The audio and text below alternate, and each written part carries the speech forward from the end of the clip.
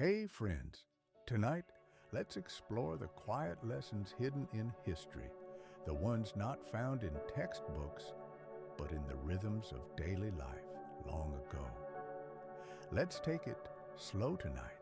You're in Victorian London now, not the glossy, cleaned-up version they sell on postcards, but the real thing, cobblestones, slick with coal dust air thick with fog, that's more soot than mist. The street lamps burned low and orange with whale oil, their halos barely piercing the gloom. It's night and you're still awake, but that's okay.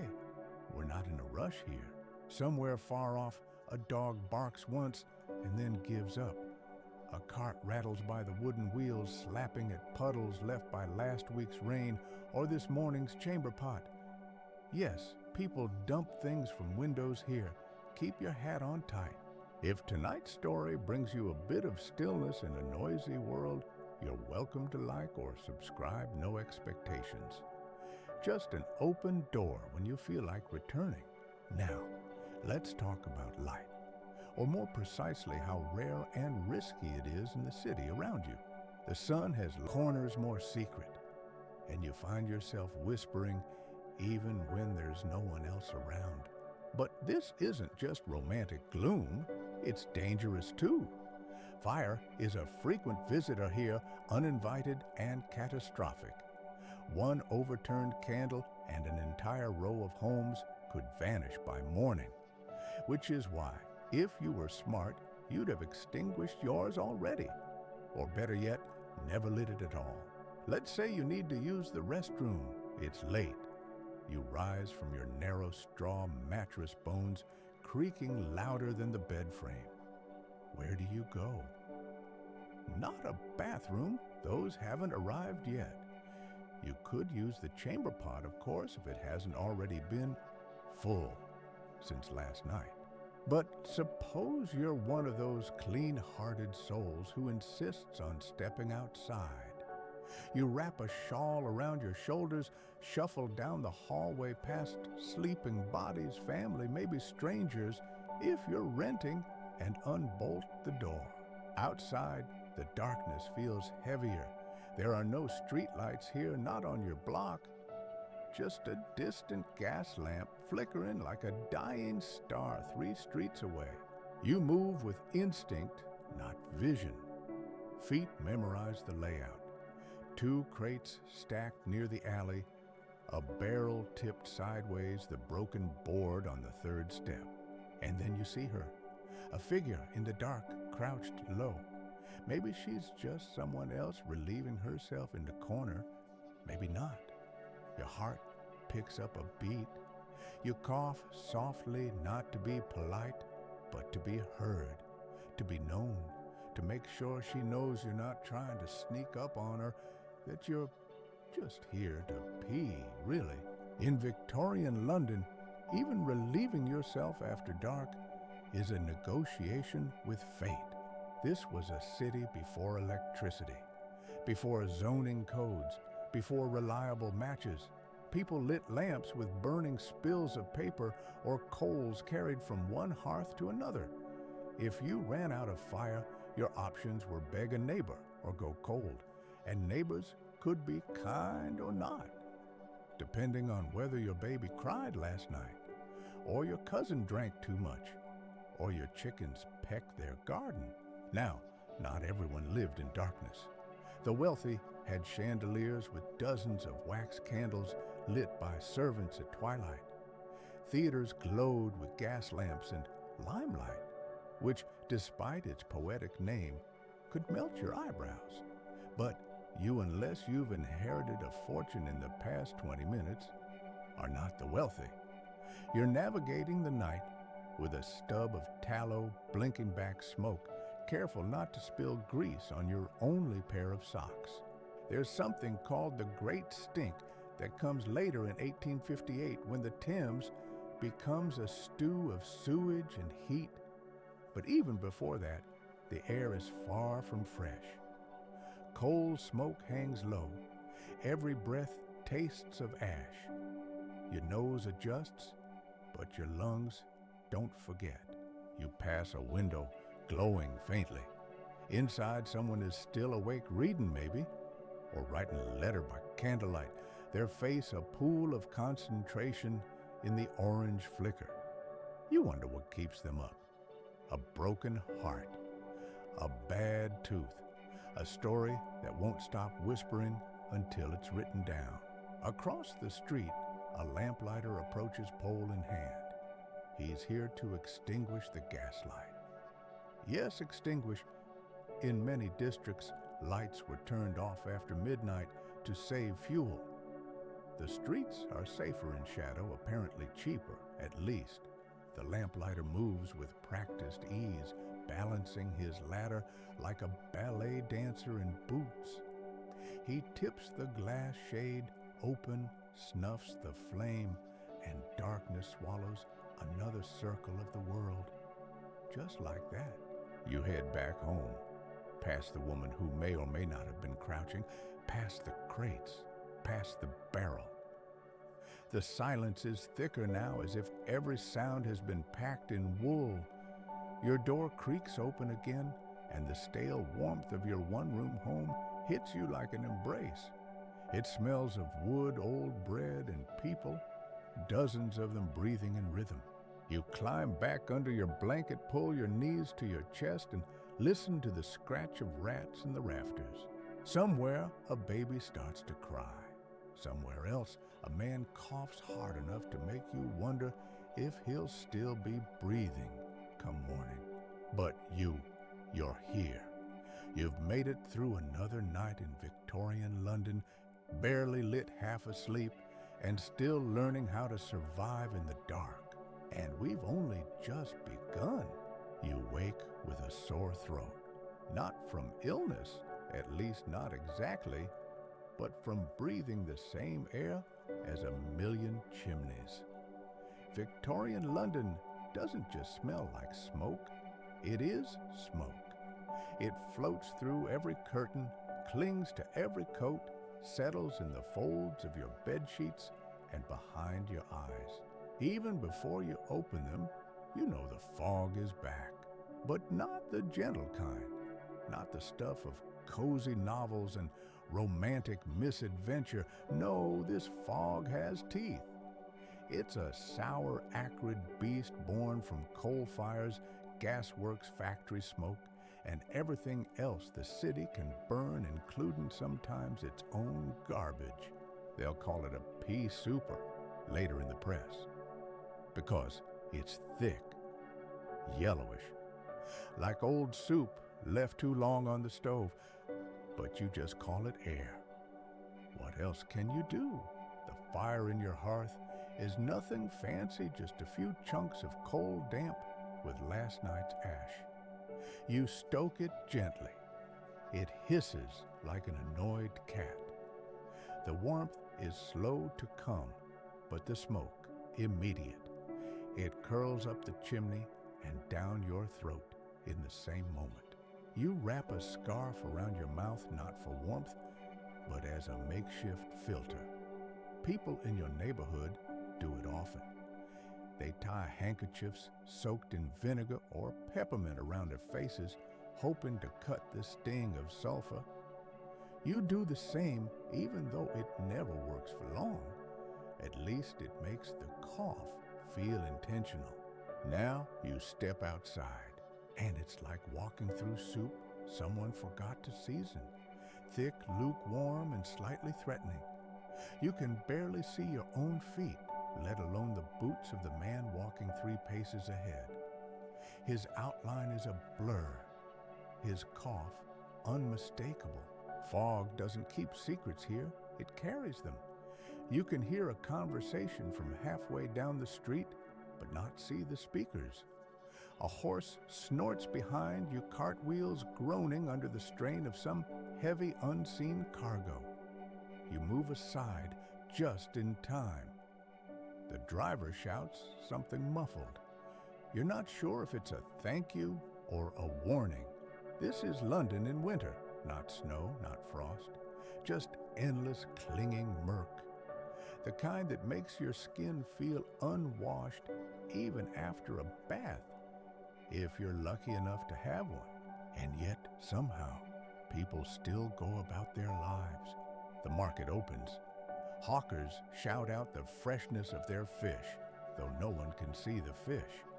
Someone tries to sell you a bunch of carrots, so covered in soot, you mistake them for turnips. You decline politely and receive a coughing fit in return. Trade is brisk. A man across the road lights a pipe and instantly disappears into the fog like a magician with bad lungs. A milkmaid stumbles by, sloshing her pail, guided by muscle memory and hope. Children play hopscotch with numbers scratched into coal dust. And somewhere, a newspaper boy is yelling headlines into the void. You don't read today's paper, but if you did, it might mention that the death rate goes up on foggy weeks. Not dramatically, just enough for someone to notice. Doctors will argue over it in the pubs, puffing cigars and sipping gin, wondering if it's the smoke or the cold or the combination of both. Meanwhile, the undertakers quietly work overtime. Did you know in 1873, the fog was so bad, a man drowned in the Thames because he mistook the riverbank for the street? Or this one chimney sweep sometimes got lost in the fog inside their own chimneys? Some didn't make it out. Historians still debate whether Victorian London was the most polluted city in history. Some say yes. Others argue for modern contenders. But here's a question. Does it matter to you right now with your shoes soaked and the taste of soot sitting on your tongue like cold tea? You pass a woman sweeping her doorstep not because she expects visitors, but because coal dust creeps into everything if you let it. She nods at you, eyes watering, hair pinned up with bits of lace gone gray from the air. And you nod back, a quiet pact. Yes, this is awful. Yes, we keep going. That's the thing no textbook quite captures. Not just the grime or the statistics or the famous fogs with their poetic names, but the way people lived through it. Not heroically, not tragically, just persistently. You find your way to work eventually. Maybe it's a shop, maybe it's a factory, maybe it's standing in line at the docks hoping someone needs another pair of hands. Whatever it is, it happens through the fog, not despite it. Inside, you wipe the sweat and cold dust from your forehead with a cloth already blackened at the edges. You smile at someone across the room, or you think you do. Their face is half hidden in the haze. There's beauty in that if you squint, in the way people carry on, in the way they learn to trust voices more than faces, in the way a flickering lantern becomes a symbol of safety, not just light. And later, when you return home, peeling off your coat, shaking the fog from your hair, you find a kind of comfort in the routine. The fire hisses again. Your lungs ache, but not too badly.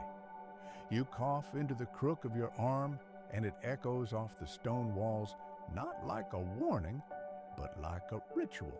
Tomorrow, they say the fog might lift. But you've heard that before, and somehow it doesn't matter. You've learned how to breathe in the murk. You've survived another day. Let's talk about thirst, not the poetic kind, not the yearning for love kind, just plain parched mouth, dusty throat, I need a drink kind. In Victorian London, it's a risky feeling to have, because the question isn't, what do you want to drink? It's, how badly do you want to risk it?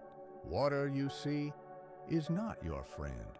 The River Thames cuts through the city like a gray vein pulsing with everything from ship traffic to floating corpses. And no, that's not an exaggeration.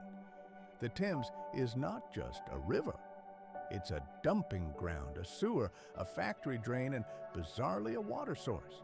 And you're supposed to drink from it. or at least drink water piped from it, which doesn't sound so bad until you realize those pipes are made of lead, often cracked, and carry water from just downstream of where someone dumped half a pig carcass this morning, still thirsty.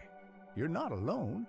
The entire city walks around in varying stages of dehydration and suspicion. No one trusts the water. The rich boil it. The poor improvise. Some add vinegar. Some mix in herbs. Most just avoid it entirely. Instead, they drink beer. Small beer, to be specific. It's not the heady stuff of modern breweries, but a low-alcohol, mildly fermented drink made mostly for hydration. It's weak, sour, and slightly fizzy, like if Breadwater had ambitions. But it's safer than water, and you can serve it to children without guilt. Or at least less guilt. You drink it in the morning, at lunch with dinner. You drink it at work. You drink it because the brewery, unlike the river, has a vested interest in not poisoning you. Of course there are problems with this system. Beer costs money, and money is tight. So some folks get creative. They gather rainwater when the soot in the air allows it. Or they dig shallow wells and hope their neighbor isn't using the same spot as an outhouse. One popular clean source, ice. Yes, ice. Imported from Norway, sold in great blocks, and stored underground in ice wells. It's melted down and sold to the fancy folks. But if you're clever or sneaky, you can chip a bit off the delivery cart and let it melt into a tin cup.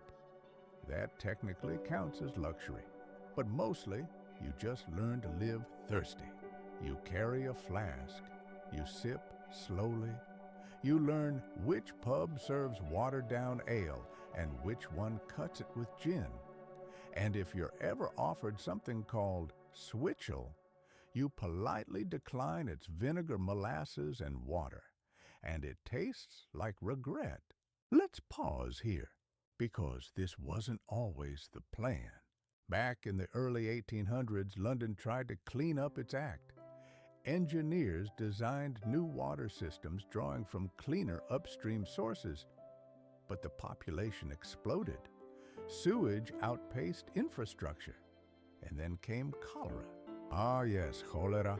It swept through the city in waves, mysterious, deadly, a killer that struck fast and left blue-faced corpses in its wake. Doctors argued over whether it came from bad air or moral weakness. No one suspected the water.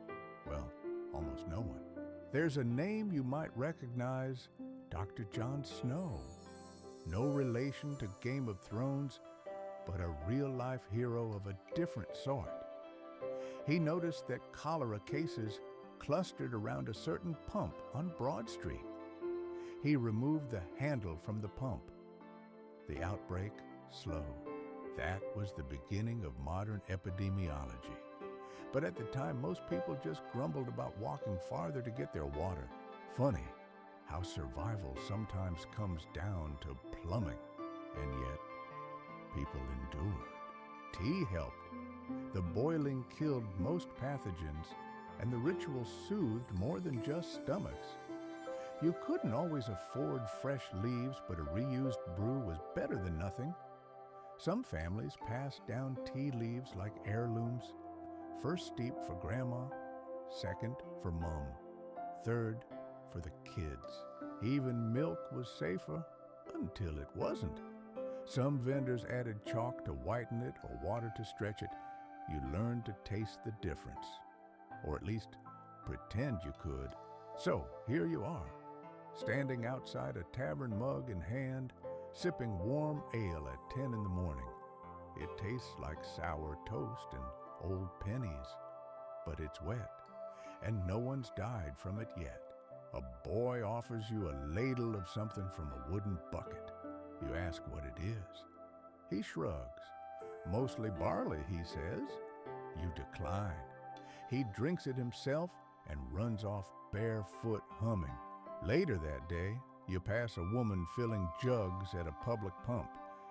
She's tied a ribbon around the spout, a small act of defiance, trying to make the grimy pipe look lovely. She doesn't see you watching, but she hums too. A different tune, but the same rhythm, the same survival. You realize something. No one trusts the water here, but everyone keeps drinking, not out of ignorance, but out of calculation. You weigh the risks. You count the coins. You tip your cup and drink slow, lips barely touching the rim. You've learned, like everyone else, how to stay alive with just enough wetness to keep going. And somehow, that's enough. You've made it through another day, one dry swallow at a time. You wake before dawn again. Not because you're an early bird, but because London is. The city doesn't sleep so much as it rests with one eye open. And long before the sun creeps over the chimney-stacked skyline, the streets begin to fill with noise. Not traffic, not car horns or engines, voices. Hot pies, 2 a penny. Fresh eels, still wriggling love. Rags for sale, bones, bottles, old iron. You don't need an alarm clock when your window is rattling from a dozen lungs shouting commerce into the fog. It's the Victorian version of morning radio live, unscripted, slightly threatening. And if you want to eat today, you'd better get moving. Welcome to the market. Not the kind with tidy stalls and labels. This is chaos organized only by habit. The smells hit first sharp vinegar from pickles, the briny tang of shellfish, overripe apples, drying blood. You've barely stepped onto the cobblestones, and already your boots squelch in something unidentifiable. You make peace with the mystery. Vendors have their spots carved out by sheer persistence. Old Nan with the limp sells onions near the alley. The fishmonger with the patchy beard holds court by the drain. Children weave between legs selling matches, flowers, scraps of paper. A dog sniffs at a pile of cabbages, possibly more interested in what's beneath them. There are no signs, no prices written down. Everything is shouted, bartered, whispered, or eyed down. It's a performance, one you'll need to master if you want to leave with more than just regret. You eye a loaf of bread. It looks promising, crusty, golden, slightly warm. You point. The baker eyes you back. 3pence. You hesitate. That's more than it was yesterday. Coals up, he says, reading your face. Flowers, dear. You want it or not. You hand over your coins. He wraps the loaf in paper, the ink smudging under your fingers. You're not sure what story you just bought with your breakfast. Further down the row, a woman offers you potted meat. You don't ask what kind. It's pinkish and smells aggressively present. You decline. And then there's the eel stall. Eels are everywhere in Victorian London, not just in rivers, but in pies and stews, and unfortunately, sometimes still alive in barrels. The man selling them today is chewing a stub of licorice root and daring anyone to look him in the eye. 2 for a farthing. If you ain't picky, he growls. You're picky. At the end of the market row, a girl is selling lavender bundles. Her hands are stained blue from something dye, maybe ink. She doesn't shout. She just holds out the bunches with quiet defiance. You buy one, tuck it into your coat, and breathe through the scent as you pass a cart of questionable cheese. Now let's pause, because here's a fact most textbooks skip. Victorian markets were loud on purpose. The cries, the shouts, the songs, they weren't just noise. They were branding. In an age before signs, a distinctive voice was your calling card. Some hawkers developed signature cries passed down through families like heirlooms. There were contests too, who could shout loudest or weirdest or longest without breathing. Street vendors were celebrities in their own alleyways. But it wasn't just voice, it was survival. The markets were where you bought food, yes, but also gossip. You heard who was ill, who'd died, who'd left town in the night. News moved faster than paper here, rumors even faster. Some vendors sang, not well necessarily, but tunefully. A tune makes a turnip seem friendlier.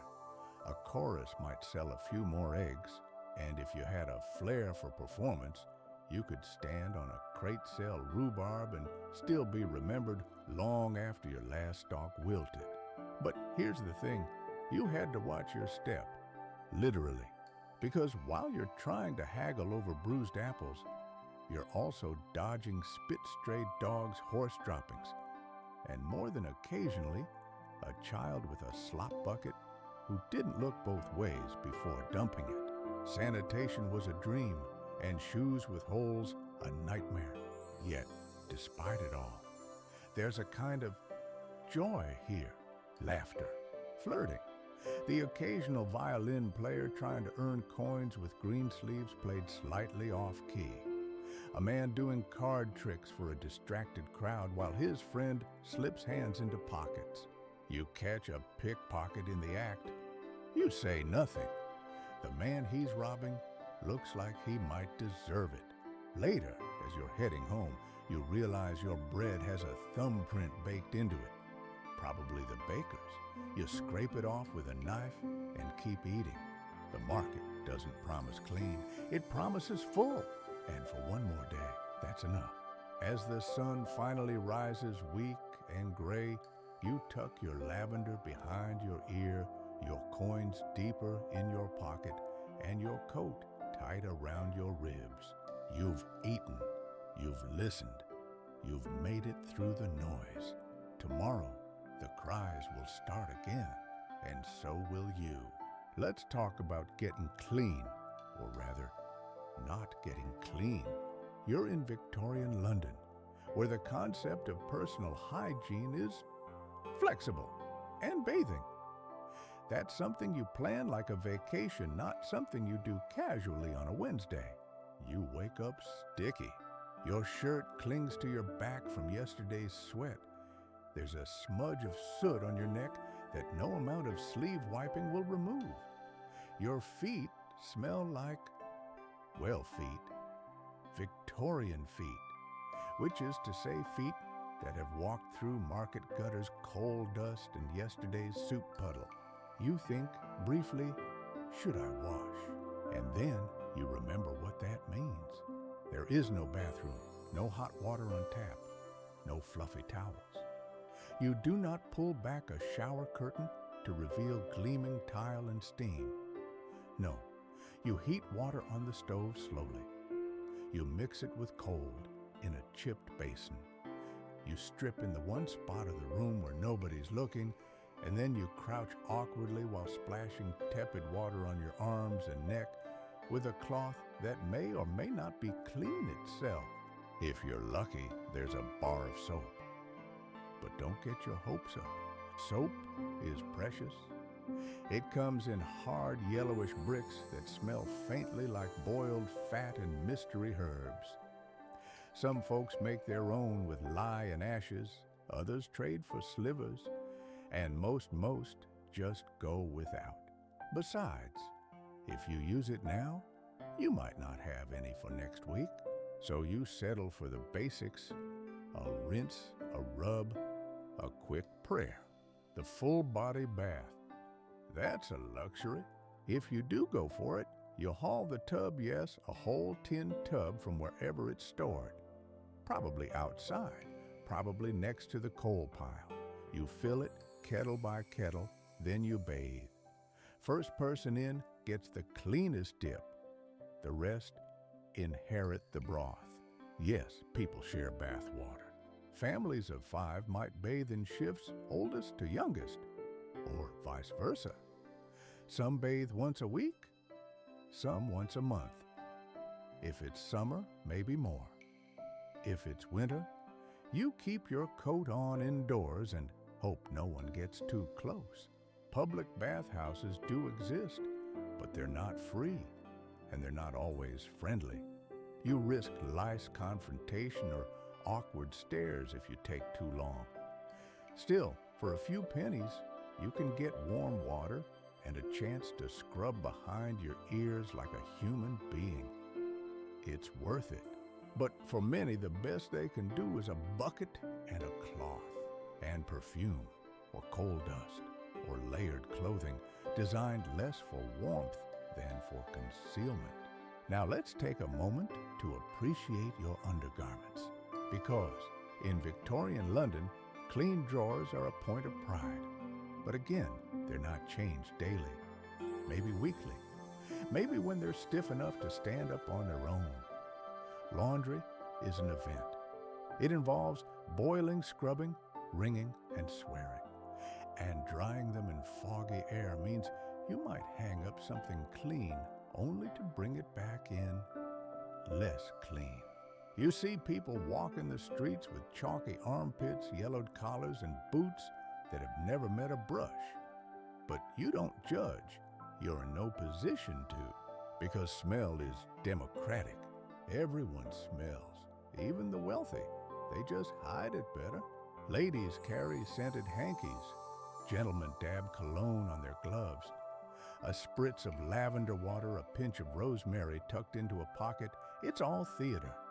A battle against biology. And most days, biology wins.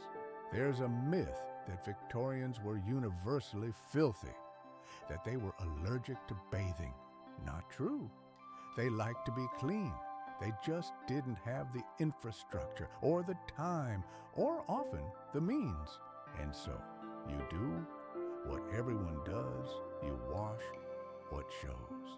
Face, hands, maybe hair.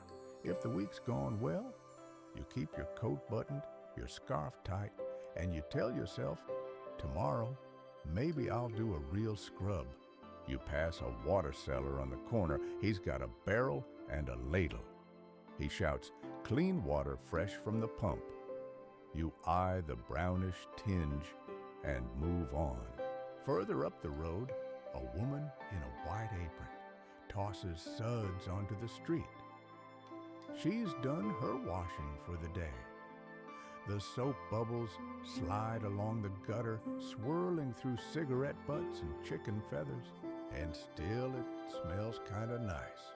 There's something comforting about a city trying to be clean, trying, failing, trying again. Back home, you sit by the stove peeling your socks off with a grimace. You hold one up to the light and shake your head. Maybe tomorrow, you think. Maybe tomorrow I'll boil the tub.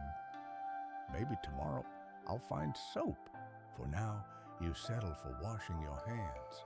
You dip your fingers into a chipped bowl, scrub them on a rag, and pat your face dry with a towel that's seen better decades.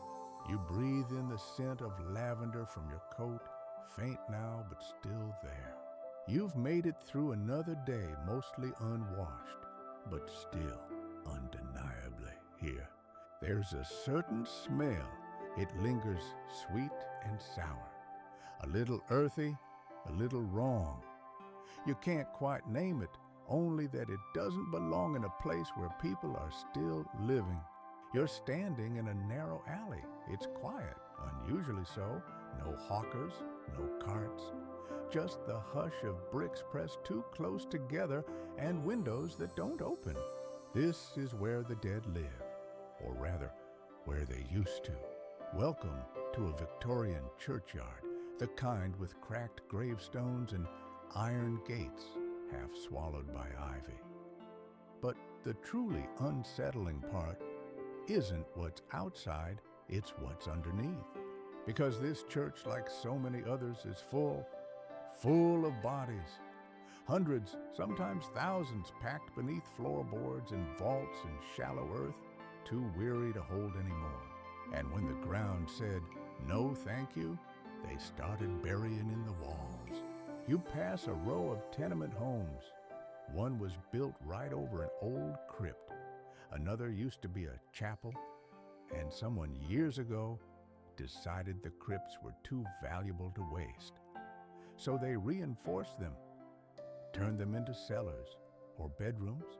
If you rent a room here, there's a good chance someone died not far below. That smell, it's not your imagination. Now this might sound absurd, ghoulish even, but space was scarce. London was growing too fast. Cemeteries were overflowing.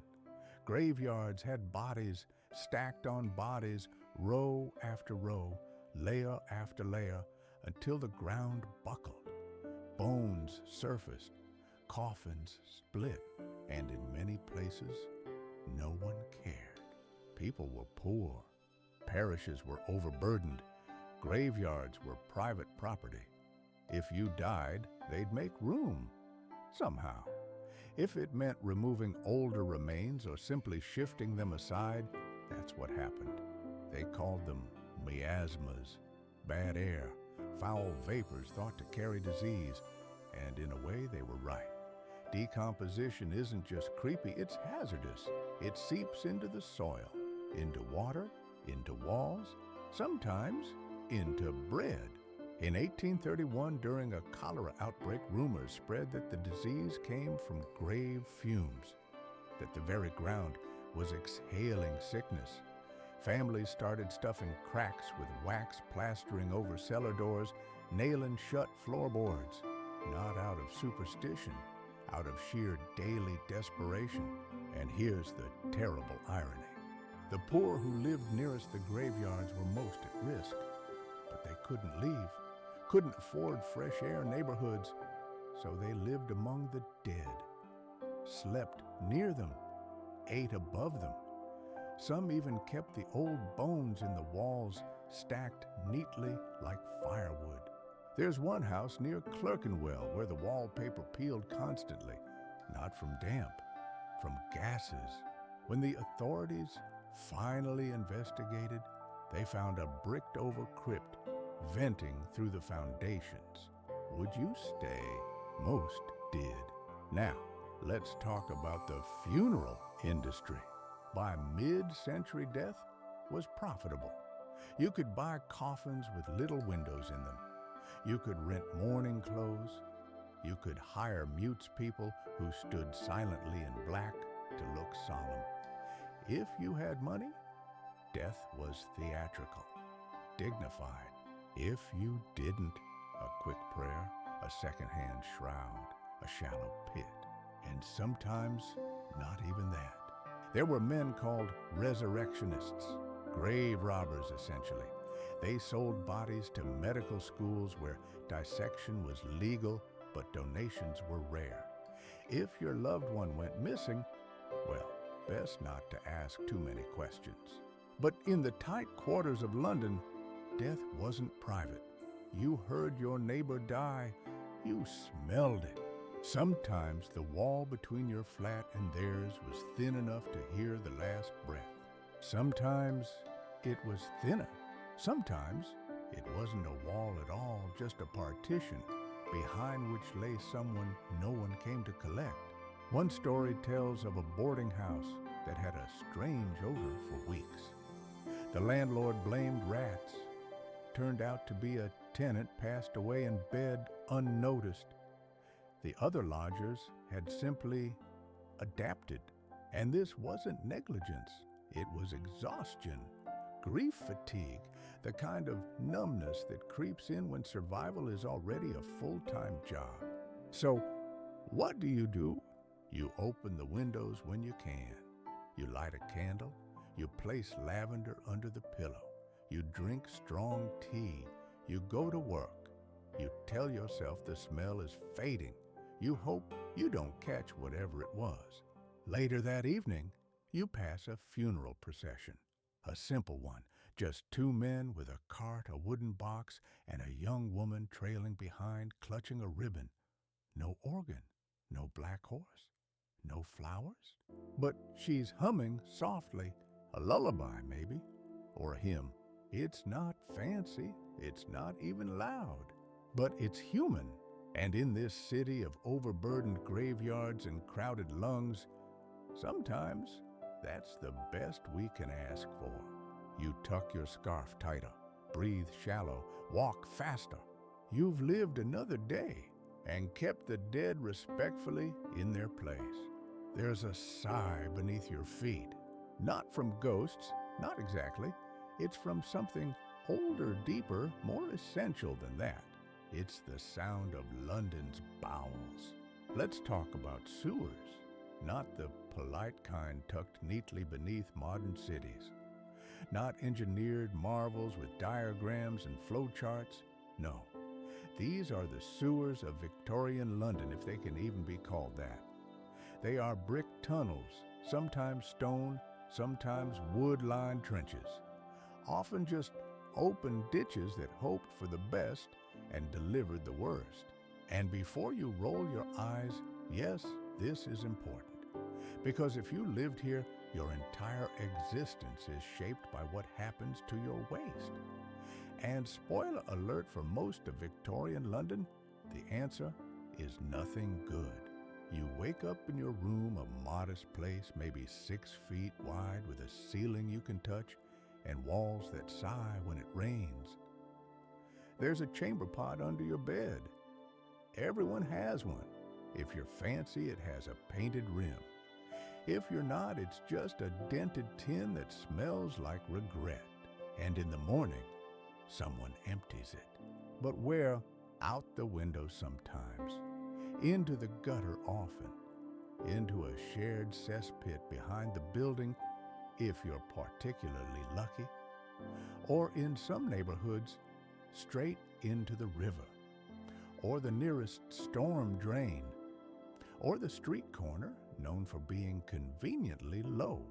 The city stinks. No, really, it stinks. Not poetically, not metaphorically, just literally. It smells of rot, of human waste, of grease and cabbage and burnt hair and wet dog.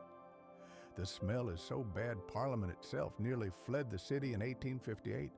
That summer was famously called the Great Stink. The heat bloomed. The Thames reeked. Curtains soaked in vinegar were hung across government buildings. Debates were paused mid-sentence. One member reportedly vomited on the floor. And finally, someone said, maybe we should fix this. Enter Joseph Bazalgette, a name you should know, whispered with reverence and a little awe. Bazalgette wasn't a poet or a general or a duke. He was an engineer. And in the mid-1800s, he did what no one else had the courage or stomach to do. He built a sewer system, not a patchwork, not a pipe here and a trench there, but a network. Miles of tunnels, giant pumping stations, embankments, designed not just to keep out floods, but to carry away waste before it became death. He laid brick upon brick, designing for a population twice the size of London at the time. People laughed, called him ambitious, wasteful, presumptuous, and then cholera slowed. The stink faded, and London for the first time in generations started to breathe again. But you're here before all that, or during, or maybe in a neighborhood where Bazalgette's plans haven't reached yet. You take a walk. You pass a boy in the gutter with a hook stick, clearing a clot of rags and animal bone from the drain. He's a mudlark, one of many street children who scrape a living by sifting through sewage for things others lost. Coins, nails, teeth. Yes, teeth. Further along, you see a man in a tall hat and boots up to his knees. He is a tosher, a sewer worker, a legend in his own right. He climbs into the darkness with nothing but a candle on his cap and a shovel. He knows the tunnels better than his own bedroom.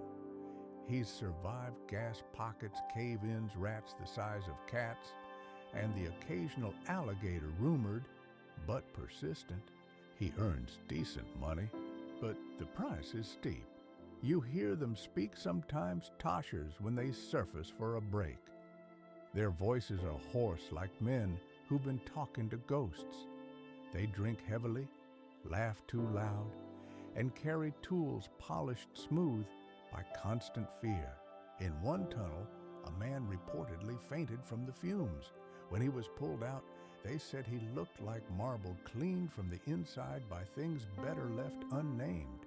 But sewers weren't just underground. They overflowed, often. During heavy rain, during snowmelt, during Mondays, honestly. Streets filled with slurry. Children played in it sometimes. Grown men waded through it to reach shops. Vendors carried crates on their heads, trying to sell apples over rivers of filth. You step around a puddle that might be water, you hope it's water. At home, your drain is slow. Your basin leaks, but it's yours. And that means something. You light a candle and sit by the window, watching the steam from the pot rise like a ghost. You'll hear the gurgle of something below pipes settling, or something else. You wonder, not for the first time, what happens to your waste once it leaves the room. And you remind yourself, not for the first time, that not knowing is probably best. But you do know this. Someone, somewhere, is dealing with it. And that's why you've made it through another day. Because even in the stink, even in the shadows, someone is keeping the city moving, brick by brick, sigh by sigh. Let's talk about the most inconvenient truth of Victorian London. When you gotta go, there's nowhere to go. You step outside with a full bladder and a plan that consists mostly of hope. You look left, then right. No public toilets, no cafes, no helpful gas stations with cheery restroom for customers signs. Just cobbled streets, thick fog, and the creeping realization that you're in for an adventure. It's not that people don't need bathrooms. It's that bathrooms in any public form barely exist. You hold it. Of course you do. Everyone holds it. The city runs on tension and full bladders. But eventually, inevitably, nature overrides manners. And so, you begin the ritual, finding somewhere discreet, alley occupied, behind a cart, too exposed. Pub charges sixpence if you're not drinking, and frankly, their facilities might be worse than the gutter. Now you understand why people still use chamber pots, even in the daytime, even in shared rooms. The idea of holding it until you find a proper facility, hilarious, dangerous, impossible. If you're a man, you might get lucky. There are urinals around technically called Vespasianus, after the Roman emperor with a famous tax on pee. They're cast iron, half enclosed, and usually located in areas where the scent won't ruin commerce too badly. Think alleys, church corners, or the unfortunate side of a public park. You approach one now, it's functional. That's the kindest word. There's no privacy, only the illusion of it. The iron screen rises to about chest height, leaving heads and feet entirely visible. If someone you know walks past, you make awkward eye contact and pretend you're discussing the weather. You finish, adjust your coat, and exit. No soap, no water. You wipe your hands on your trousers and pretend that's the same thing. Now, if you're a woman, good luck. There are no urinals for you, no convenient screens.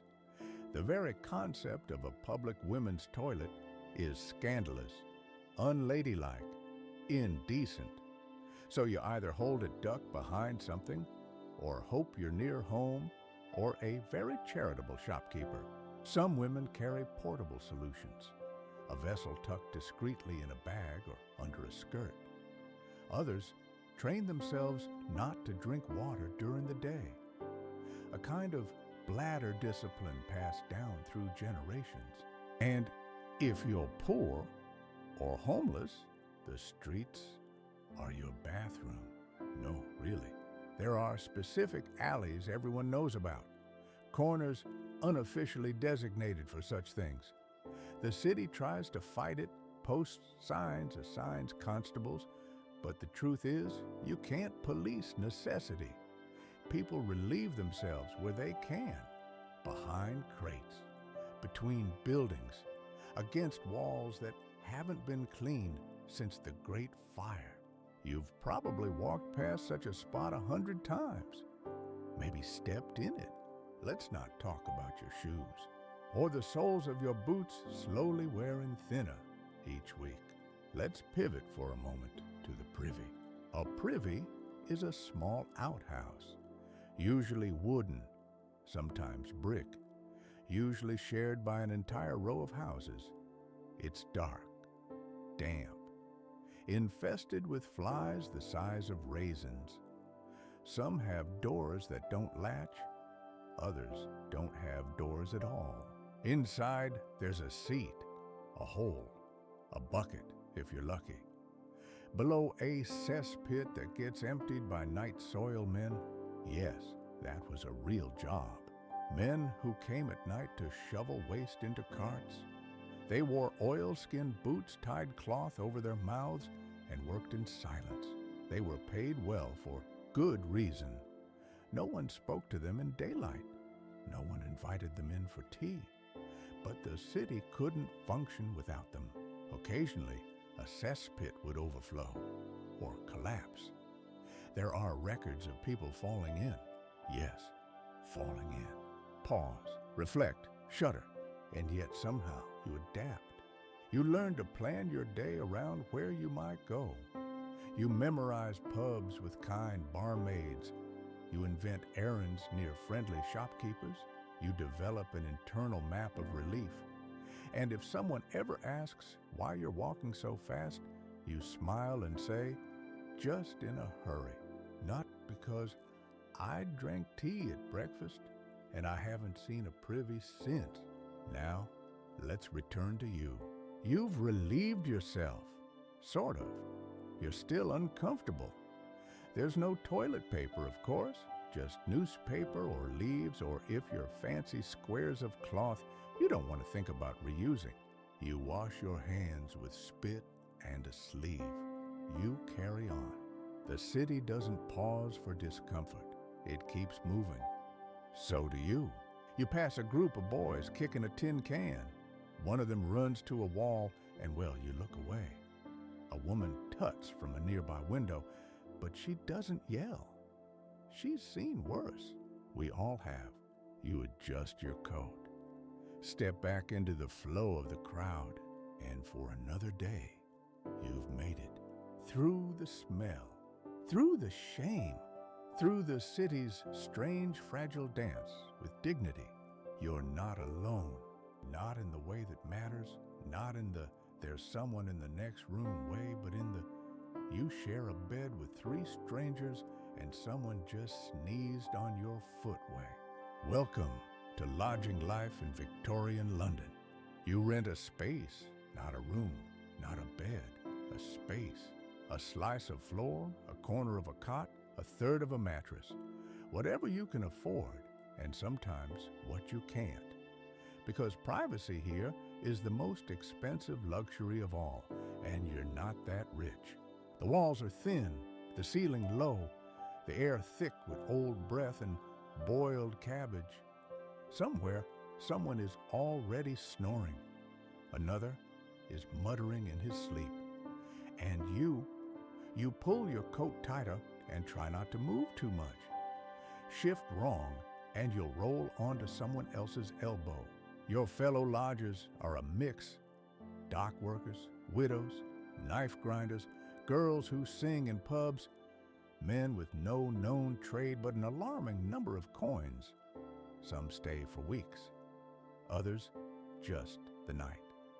The term neighbors is generous. Close associates of shared humidity might be better. You never learn all their names. You learn their coughs, though, their nighttime habits, who talks in their sleep, who cries softly at dawn, who steals bread from unattended pockets. You learn very quickly to sleep with your boots on. Now let's talk about the building. It leans, not metaphorically, physically.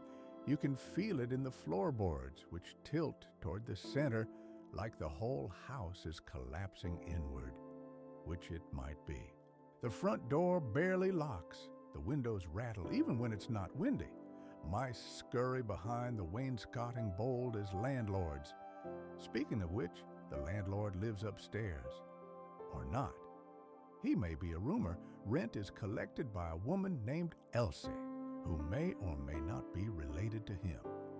She smells like boiled leeks and power. You pay her each week, in coins or favors or both. Don't be late. Bathrooms. We covered that. One privy for the entire house, and a cracked wash basin in the hall. You bring your own water, or you don't, and yes, you share beds. It's called hot bedding. One person sleeps during the day, the other at night. Sometimes two. You don't change the sheets. There are no sheets. Just a wool blanket that smells like old feet in desperation. The mattress is lumpy, straw-filled maybe, or stuffed with rags. You once found a spoon inside it. You left it there. You don't complain. Complaining draws attention. Attention leads to questions.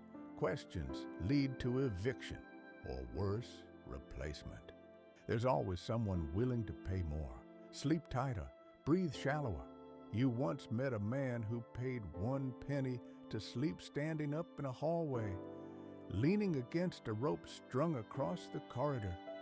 When the rope was cut at dawn, he tumbled forward and began his day. He said it saved his back. You believed him? The kitchens, if you can call them that, are communal. A single stove, a battered kettle, a table so greasy it reflects moonlight. You bring your own tin plate. If someone else uses it, you try not to ask what they ate. You don't steal food. That's a hanging offense even here. But you trade. A slice of bread for a half cup of tea. A boiled potato for a clean shirt. A crust for a story. Yes, stories have currency. At night, people tell them. Hushed voices. Fragments of things. When I was in Liverpool, or back when she could still sing, or before the baby came. Sometimes they sing, sometimes they hum lullabies to people who aren't there anymore. Sometimes they just breathe. Rhythmic, tired, still here. One night, a woman named Frances let you have the corner spot. Said you looked like you needed it more. You've remembered her name ever since. You never saw her again. That's how it goes. People vanish. Move on, move up, move out, or don't. You wake one morning to find your neighbor gone and a new one in his place. No questions. Just a different cough. There's no shame here. Just survival and strange kindness. Like the old man who shares his tobacco. The girl who mends buttons for anyone who asks. The boy who always gives half his apple even when it's mostly bruised. These are not the stories people write in letters, but they are the ones that keep you going. You lie on your side now, your knees tucked in, the blanket pulled high. You can hear rats in the ceiling and rain against the glass, and also breathing. You're not alone. You're not comfortable, but you're inside. And in this city, that's something. You drift off not into silence, but into the lullaby of strangers sharing space and effort and warmth. You've made it through another night, and the bed even shared is still yours. You wake to the sound of needles, not falling, not clicking, but punching, hundreds of them in rhythm like rain on a tin roof if the rain had sharp little teeth. It's not a storm, it's your workplace, the factory. Today, you work in a garment shop, a sweatshop they might call it later when reformers get around to naming things. But for now, it's just where you go, where everyone goes if they have fingers and desperation. You tie your laces in the dark, you chew yesterday's bread, you step outside, and you walk. The factory is on the second floor of a soot-blackened building, wedged between a butcher and a place that sells buttons in dusty glass jars. You climb a creaking staircase, duck beneath a beam, and enter the world of whirring cloth and perpetual motion. The air smells like oil, ink, and skin. The room is long, narrow, and always too hot or too cold. The windows, if they open at all, open onto a brick wall. A gas lamp hisses in the corner, the only light besides the gray smear of day that filters through dusty panes. You sit at your machine. You pull on the foot treadle, and you begin. Whir, whir, thunk, pull, cut, repeat. You don't get a warm-up stretch. You don't get a, "How are you this morning?" No one here is here for small talk. You're here to make trousers, or shirts, or seams for ladies' corsets you'll never afford to wear. The product doesn't matter, only the pace. 14 hours, that's the shift. With 2 short breaks if you're lucky, one for tea, one for a quick bite of something wrapped in paper. If you have to relieve yourself, you raise your hand and wait for a nod. There's one privy for 30 workers. You learn to wait. Let's talk about the machine. It's cast iron, heavy. It shakes when you go too fast. It bites if your fingers get too close. There's no guard, no cushion, just your hands, your eyes, and the slow, constant ache of posture, collapse. You've seen people lose fingertips, others stitch through their own sleeves. One girl got her hair caught and had to be cut free scissors right to the scalp. She laughed, not because it was funny, but because the foreman said if she cried, he'd dock her pay for distraction. You stitch anyway, because you need this job. You're paid by the piece, not the hour, not the day. The piece, every stitch is a penny or half a penny, or a fraction of a fraction if you're part of a long chain cutter, stitchers, finishers, pressers. If someone else messes up, you redo their work, unpaid. You don't complain, or at least not out loud. Complaining gets you labeled difficult. Difficult people get let go. No notice, no apology. The girl who sat beside you yesterday, gone. Her stool's already taken by someone else. You don't ask. You adapt. You hum to keep rhythm. Some workers sing softly, others count their stitches. A few keep a pebble in their shoe to stay awake. One man you know keeps sewing with a bleeding thumb wrapped in linen. He's been doing that for 3 weeks. It's not just the work. It's the monotony, the way your body forgets how to stretch, the way your eyes blur at the same thread path again and again, the way your back folds inward inch by inch, year by year, the way you forget what day it is except on Sundays because that's when the noise stops. Sundays are precious. You might bathe or walk or do laundry in a borrowed basin or sit absolutely still in the sun and remind your bones what warmth feels like. But today isn't Sunday. Today's Thursday, probably. And the foreman is pacing, clipboard in hand. He watches for slow hands, slumped shoulders, whispers. He says nothing, just marks names, or numbers, or maybe nothing at all, just to make you sweat. And then a tear, a rip in the fabric. Not your fault. Still your problem. You sigh quietly. Reach for your seam ripper. Unpick every stitch. Begin again. The clock ticks. The pay slips further away. You calculate how much tea you'll afford this week. You lower your head. You press the pedal. Whir, whir, whir. The hours pass like thread thin knotted, easy to lose. And then blessed silence. The shift ends not with a bell, but with the absence of motion. The room sighs. People stand, rub their eyes, crack their necks. One boy throws up into a rag and says he's fine.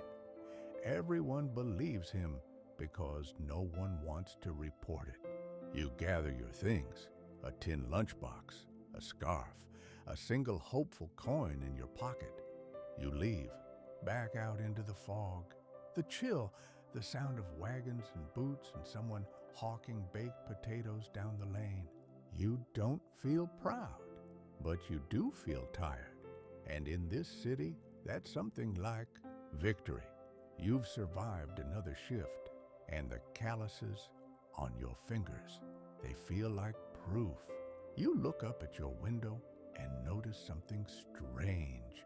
There isn't one.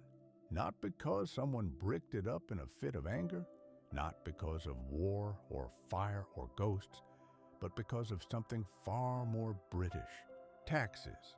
Let's talk about the window tax. Yes, it's exactly what it sounds like.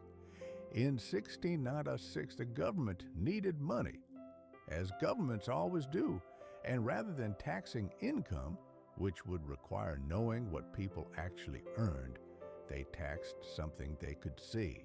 Windows. You had a house, great. Count the windows, pay accordingly. More windows, more money. The logic was that windows indicated wealth. Big houses had more light, more air, more glass. Poor homes, fewer panes. Therefore, tax the glass, not the man. It lasted for over 150 years. And long after the original law passed, long after people forgot why it existed, its effects lingered. Because if you couldn't afford the window tax, you didn't pay it. You bricked them up. You walk down a London street and you start to see it. Rows of houses with suspiciously symmetrical walls, but odd patches where glass used to be. Bricked over squares, sometimes painted to look like real windows, sometimes left raw and obvious.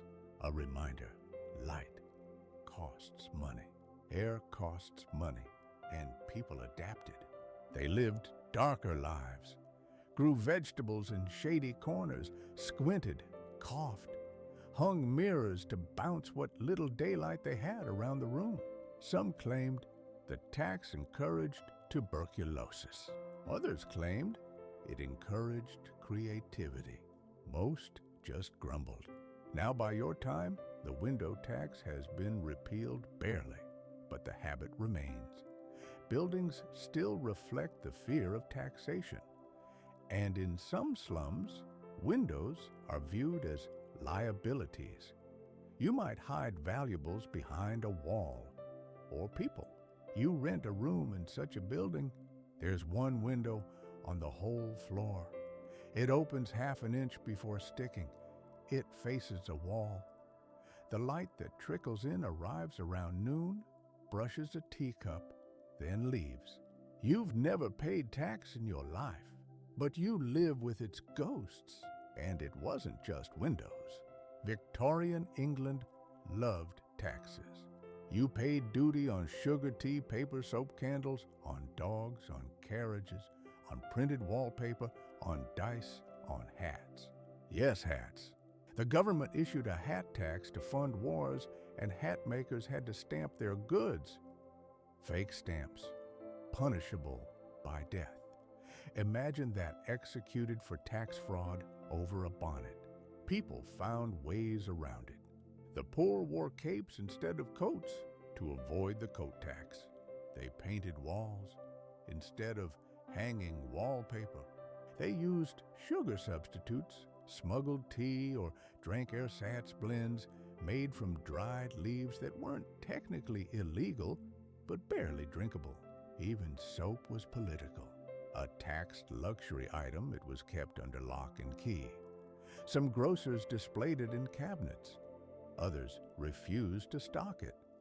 The result: people stayed dirty not from laziness, but economics. Cleanliness was a privilege.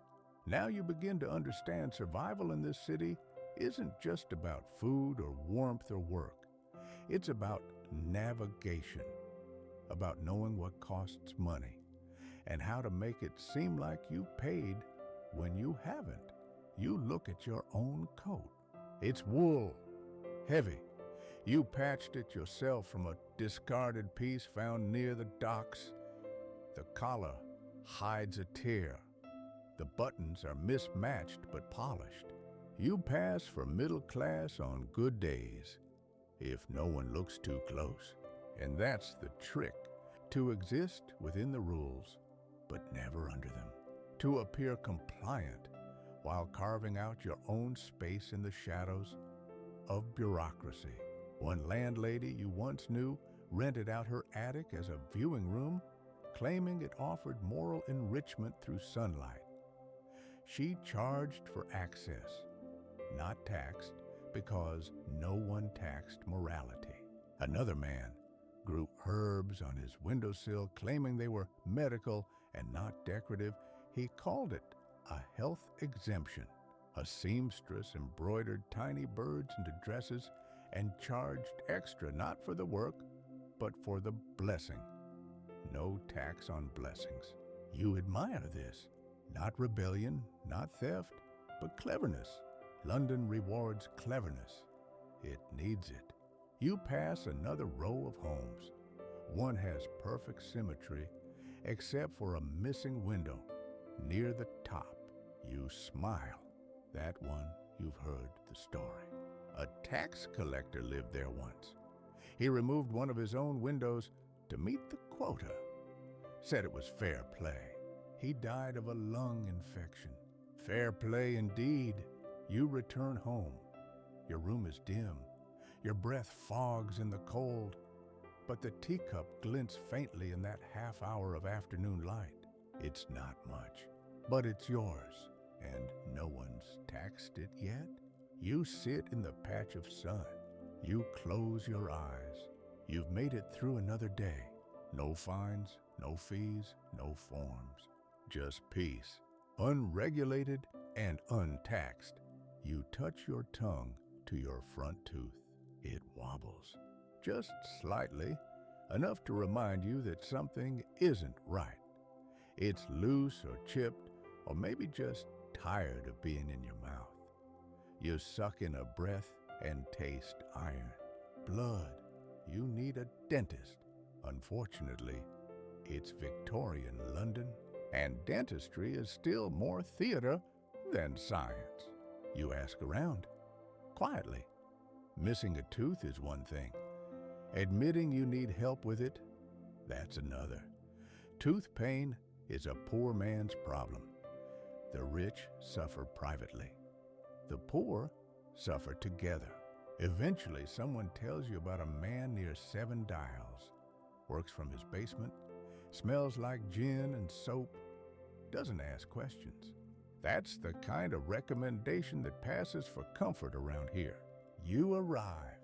There's no sign, just a door with a rusted bell and a woman out front selling roasted chestnuts. She gives you a look, not pity, just a warning. Inside, it's dark, not candlelit dark, damp dark.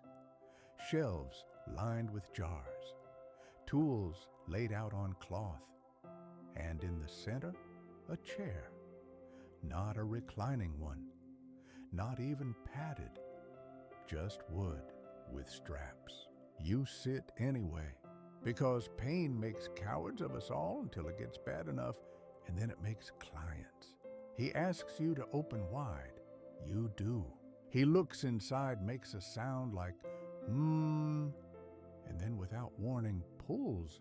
No anesthetic, no numbing cream, just metal against enamel. A twist, a pop, a roar of pain that lives in your ears long after the tooth is gone. He drops it in a tin and says, "You'll want a replacement." You nod, still holding your jaw. And that's when he brings out the drawer. Teeth, human teeth, some white, some yellow, some with roots still attached. A few oddly pink, as if they were pulled an hour ago. He lays them out like playing cards. Take your pick. You stare, he shrugs. Waterloo teeth, he says. And suddenly, the story clicks, because you've heard it before everyone has. The Battle of Waterloo, 1815.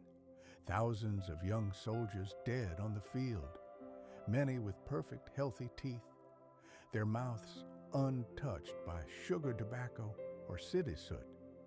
British, French, Prussian, it didn't matter. Their bodies lay still.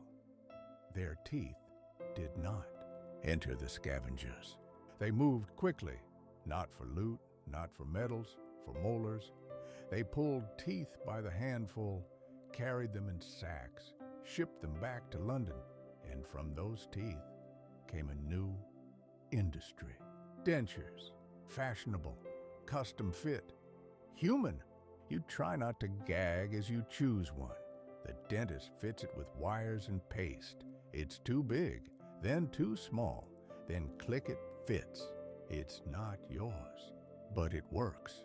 You pay him in coins and silence. Later in the mirror, you smile. It looks normal. Almost.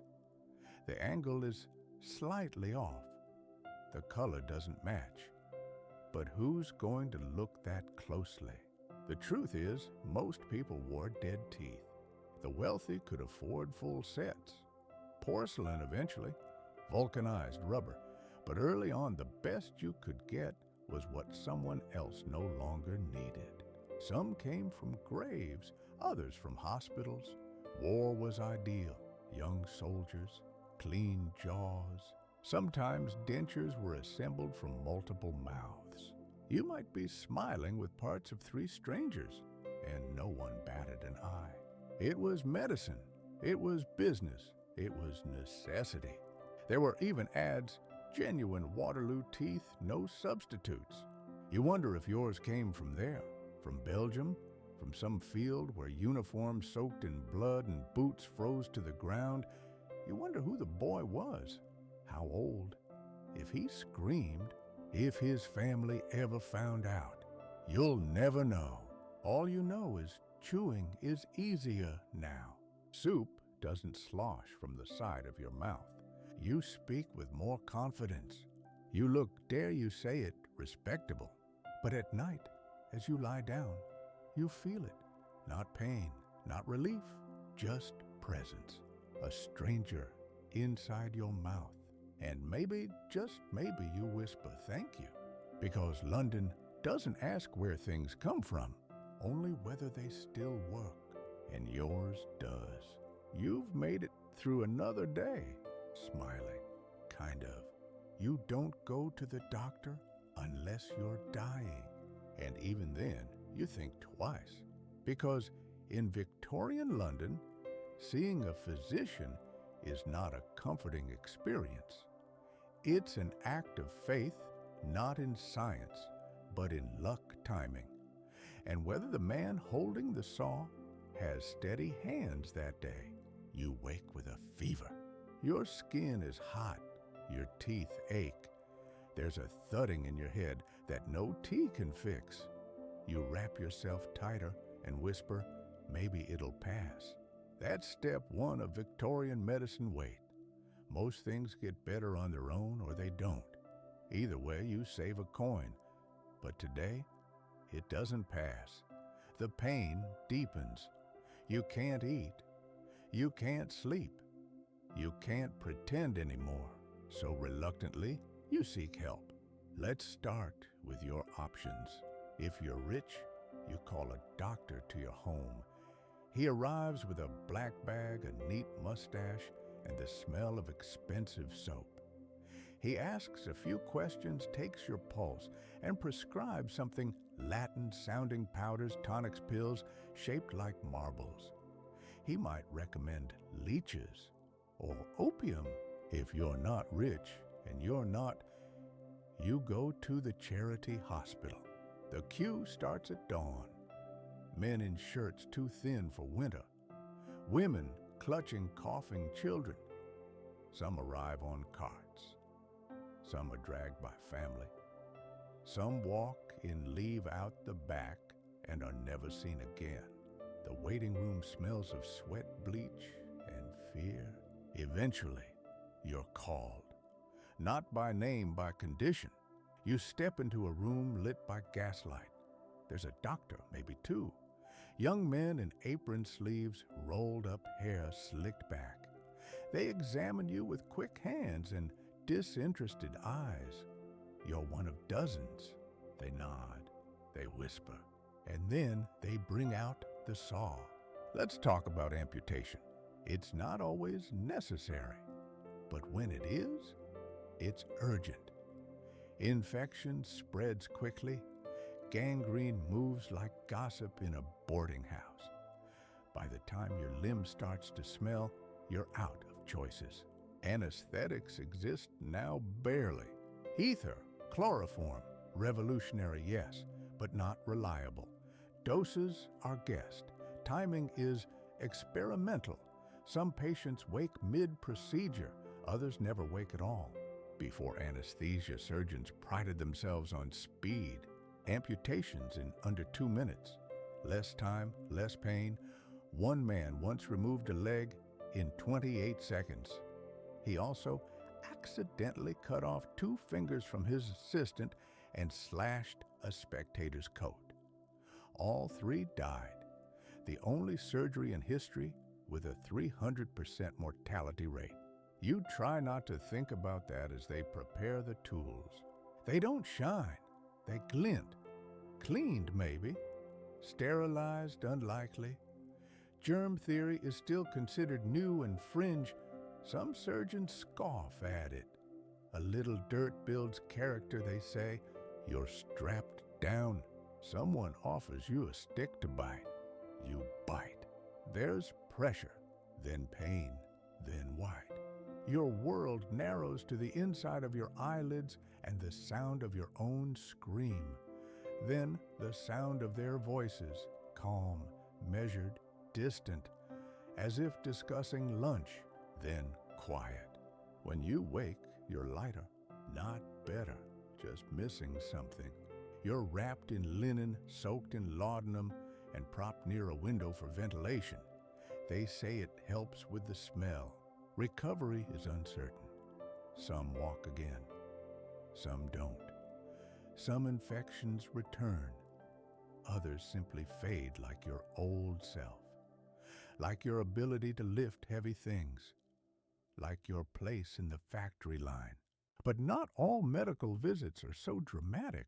Sometimes you go for a rash, or a cough, or a persistent sadness you don't have a name for. They might bleed you. Yes, still, leeching is fashionable again, or they might prescribe mercury, or arsenic, or tobacco enemas. You once knew a woman prescribed vibrations for hysteria. She said it helped. No one asked follow-up questions. Then there's the chemist, the Victorian drugstore.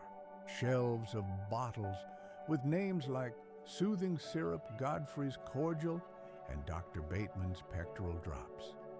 Many contain opium or morphine or cocaine. They're legal, cheap, effective, until they're not.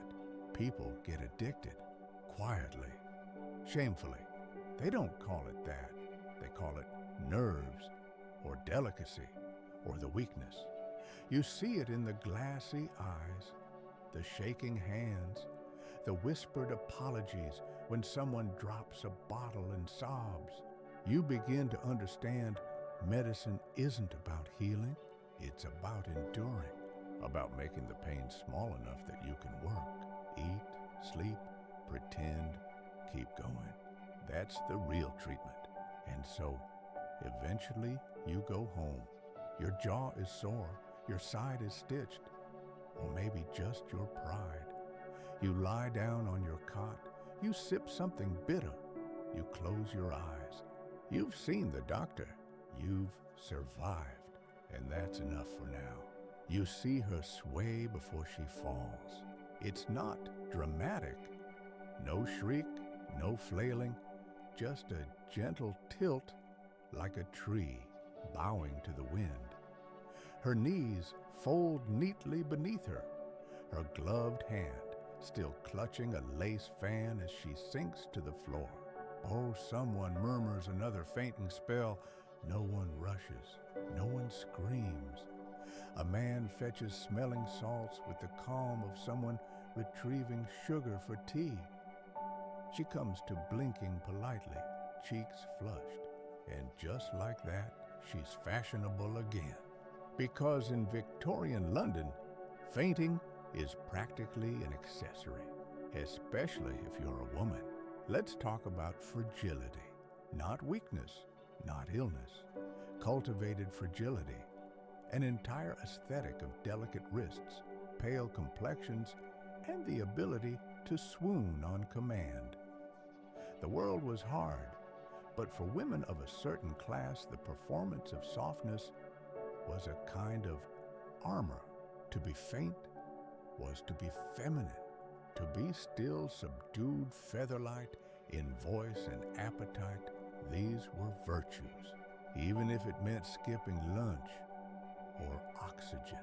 Corsets didn't help. By now, you know the drill: lace tight, cinched tighter, stiffened with whalebone or steel. Some women achieved waists so small they could be encircled by a man's hands. Doctors warned of crushed ribs and displaced organs. But society whispered louder, how lovely she looks. The result, a generation of women dizzy from posture, fashion, and social expectation. Fainting couches were a real piece of furniture, day beds designed specifically for collapsing. You might find one in the drawing room near the good tea set and the family piano. Not for sleep, for delicate moments. You sit on one now, just to try it. It's not comfortable, but it does make you feel theatrically exhausted.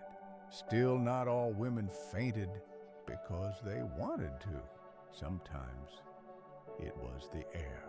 London is foul. You know this. But imagine navigating that with a ribcage squeezed like a fruit press and a diet of watercress sponge cake and polite silence. The city didn't just take your breath away, it never gave it back. Then there's the medicine. Let's talk about the tonics. You're handed a bottle labeled for female troubles. Inside alcohol, opium, and maybe some floral essence for color. You sip it. You feel lightheaded. You faint, cured, or so they say. Hysteria was the diagnosis of choice for nearly everything. Melancholy hysteria, irritability hysteria. Reading too many novels, absolutely hysteria.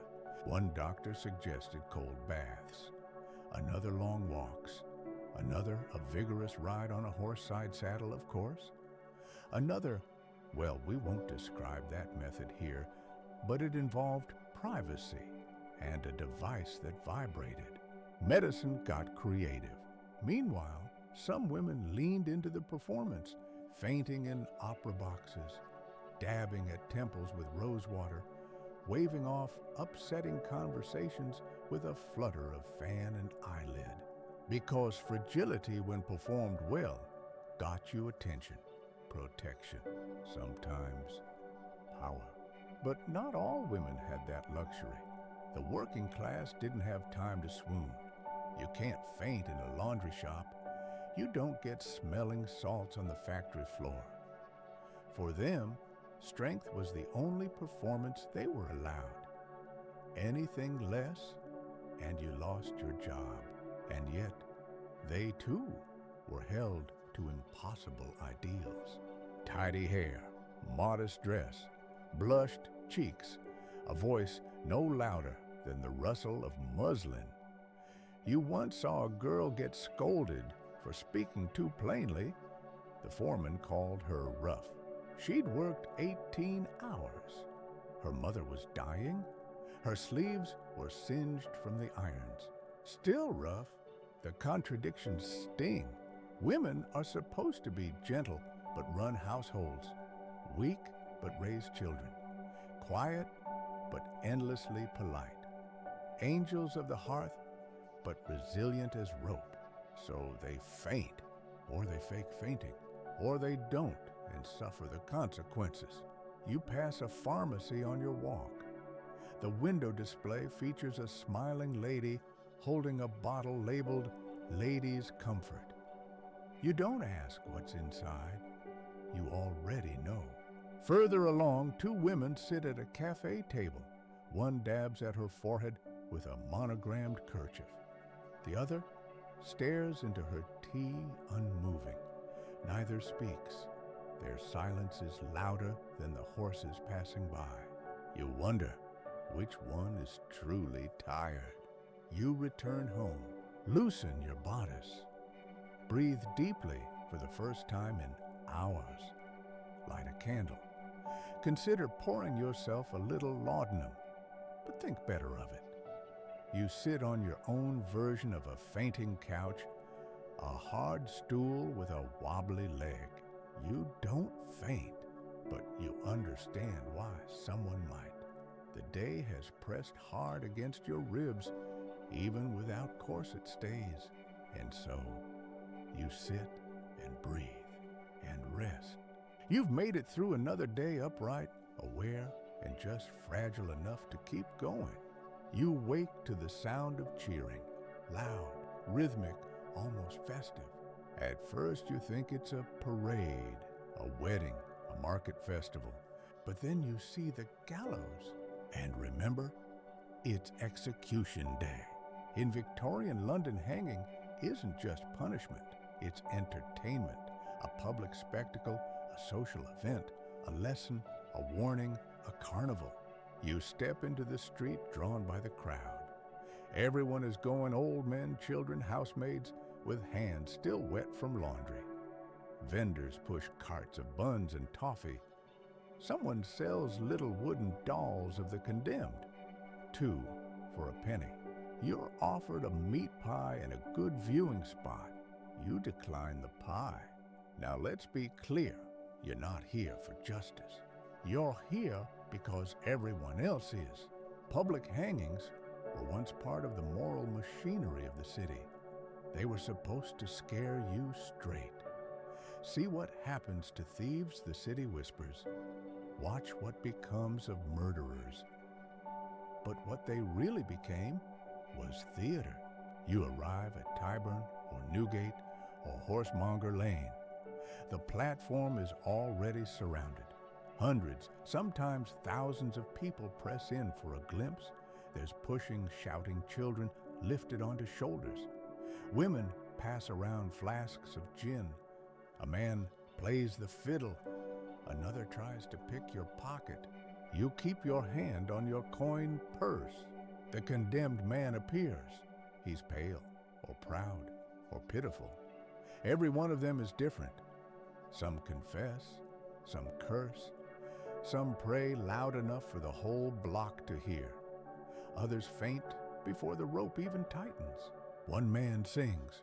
Another recites a poem he's written overnight. It's not very good, but the crowd applauds anyway. Politeness matters, even in death. Now the noose. It's thick, coarse, suspended from a beam or a crossbar. There's a trap door or a stool, or sometimes, if the setup is more rustic, just a cart to kick away. The hangman tightens the knot. He's a professional, paid per job, sometimes tipped for a clean drop. If he messes up, the prisoner might dangle for minutes, kicking, choking, eyes bulging. A death not by snap, but by slow suffocation. The crowd loves it. The more dramatic, the better. Children cheer. Vendors shout over screams. You once saw a man selling slices of the hanging rope. Afterward, Lucky Charms, he called them. Said they cured warts and heartbreak. People bought them. Sometimes they fought over them. Yes, fought. At the hanging of one infamous murderer, the crowd crushed forward so tightly that a dozen spectators suffocated. One woman lost her child. She found him 2 hours later under a vendor's cart, happily eating licorice. Public death was that kind of party, morbid, messy, profitable, but also strangely ordinary. For many, it was just part of life, a scheduled break from routine. You'd go with friends, pack lunch, make a day of it. Some employers even gave time off. See you after the hanging, people said as casually as see you after tea. There's a word for this normalization, but that word hadn't been invented yet. Now a strange fact. In 1868, public hangings were finally abolished. The last one, Michael Barrett, drew a crowd so unruly it shook Parliament to its senses. Executions were moved indoors after that. Behind prison walls, no more festivals, no more pies. You weren't there for that one. You had work. But you remember the stories. People complained, said it was boring, said the new system lacked drama. Even morality, it turns out, is easier to digest when it comes with gingerbread. You wonder what the condemned think of all this, what it feels like to die while children cheer and someone bites into a turnip pasty. You wonder if they hear the applause as a curse or a comfort. If they imagine the silence after the moment, the crowd turns away, pockets their trinkets, and goes home. You don't stay to find out. You leave before the rope tightens, not because you can't watch, you've seen worse, but because today it feels like you shouldn't, like you want to remember that a man stood there, breathing, swallowing, wondering if the knot would be tight or slow. You walk home. The crowd thins. The candy seller counts his coins. A boy hums the song the condemned man sang badly. The sky is still gray. The city still smells of coal and bread and yesterday's soap. And yet it feels quieter. You sit by your window. You don't speak. You've made it through another day, and it didn't end with a rope. That here is no small thing. You take one step into the street and nearly die. Not from gunfire, not from crime, not even from disease, from horses. Because in Victorian London, crossing the road is an act of bravery. The streets are chaos. Not metaphorically, literally. Cobblestones slick with mud, crowded with wheels, hooves, boots, and the occasional runaway pig. There are no stop signs, no lanes, just movement, constant, unpredictable, and loud. You flatten yourself against a lamppost as a carriage rumbles past its driver, yelling something unprintable. The wheels are taller than your chest. The horse snorts hot steam into your face. You wipe the flecks of something you hope it's water from your coat and try again. This is how London travels. Let's start with the basics. There are horses, so many horses, pulling cabs, omnibuses, carts piled high with crates, hay, coal, fish, you name it. At peak hours, the streets are so jammed with horse-drawn traffic that the whole city groans. The air is thick with a scent of manure, sweat, and iron shoes striking stone.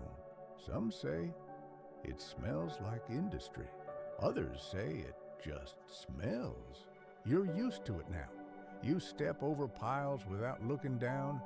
You recognize the different hoofbeats, shod versus unshod, fast versus hauling. You can tell by the creak of wheels whether it's a delivery cart or a private brougham. You are not, however, used to how dangerous it all is. People get trampled daily, a child darting after a hoop, an old man stepping out too slowly, a drunk falling into the road. The drivers rarely stop. Horses don't break. And if you're hit well, there's a hospital somewhere, if you make it that far. Let's talk about the omnibus. It's a sort of shared carriage like an early bus. It seats a dozen or more inside and another handful clinging to the roof. You've done it once, climbing the narrow iron staircase in the rain, gripping the rail as it swayed dangerously close to another cart. You sat up top, the wind in your teeth, the city beneath you like a moving maze. It was exhilarating. It was also terrifying. The drivers shout constantly at horses, at each other, at passengers who take too long. If they don't shout, they crack the whip. Not always at the horse. The inside isn't much better. Cramped, damp, full of coughing. You sit elbow to elbow with strangers. One smells like soap, another like onions. One woman cries silently into her handkerchief for 3 stops. No one says a word. You disembark barely at the wrong corner. No one helps you down. Welcome back to the street. Now comes the mud. Not just wet dirt. London mud is a cocktail: horse dung, ash, coal, dust, blood cabbage, water soap, scum urine, and last night's rain. It clings. It gets in your boots, between your toes, up the hem of your coat. You clean them at night, and they're filthy by breakfast. And then there's the fog. You've been warned. Fog in this city isn't weather, it's an ambush. It descends suddenly, thick, yellow, blinding. Drivers light lamps. People walk with hands outstretched. You can't see 2 feet ahead. You bump into strangers, carts, posts, horses. One time, you watched a woman disappear in it. You blinked and she was gone. 10 steps ahead of you, swallowed whole. You walked slower after that, and still people hurry, because everything in London is far, even when it isn't. You might work 2 streets away and still arrive wet, bruised, and missing a glove.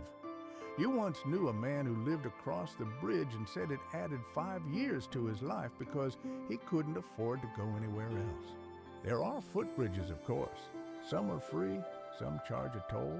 You pay the halfpenny and pray the boards hold. One creaks alarmingly every time you step. You begin to suspect it's personal. Sidewalks exist, but only sometimes. Some streets have curbs, some don't. Some have gas lamps, others dark as basements. You learn to walk with your elbows out like a fish navigating a school of equally damp, equally irritable strangers. You pass a man who sells shoe scrapers. He shouts, "Save your carpets, scrape your boots." You think, what carpets? A boy darts past, pushing a cart of oysters. A dog follows him. A woman drops her parcel in the road and lunges after it. A carriage misses her by inches. The driver doesn't stop. You sit down on a stoop, not to rest, to survive. You've crossed 3 blocks, and you feel like you've been to war. And yet, there's something about it, something alive. You're part of a great clattering machine. Every step, every near miss, every splash of gutter water in your face, it's all part of the rhythm. You don't enjoy it, but you endure it, and that makes you a Londoner. You wipe your hands, stand, take a deep breath, and plunge back into traffic, because you've got places to be. And at least this time, you remember to watch for hooves. You sit at a wooden table with a stub of pencil in your hand and an ache in your fingers, not from work, from waiting. Because tonight, you're writing a letter. And in Victorian London, that's no small thing. Not a text, not a note, not a dash off an email sort of message. A letter, the kind that gets sealed with wax carried by hand, read aloud in lamplight, and folded carefully into someone's coat to keep near the heart. But first you need paper, and that, like most things in this city, costs. You unfold a thin, crisp sheet, single-sided, just wide enough to be folded into thirds. It's all you can afford. Envelopes exist, but you don't have one. So you write, then fold, then seal the back shut with a lick and a smear of wax, if you have it, or a dab of glue if you don't. Now, the message. You begin slowly. Dearest, you hesitate, cross it out. Dear, still too familiar. To whom it may concern, too formal. Eventually, you just write the name and let the rest come from the silence. Because writing in this time isn't just communication, it's performance. Form matters. Word choice matters. Spacing, grammar, punctuation, everything carries meaning. A flourish on the Y means affection. Too many short sentences. Coldness. Fold the paper the wrong way, and you might send the message upside down disrespect. You don't write, "I miss you." You write, "It would be a comfort to see your face again." You don't say, "I'm struggling." You write, "Things have been unusually heavy of late." Emotion is never announced. It's suggested, whispered through neat loops and ink blots. Let's talk logistics. Victorian London has a postal system so efficient it might make modern services blush. There are 10 deliveries a day in some districts.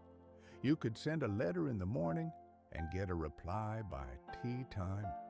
Lovers, friends, gossips, and schemers all relied on it.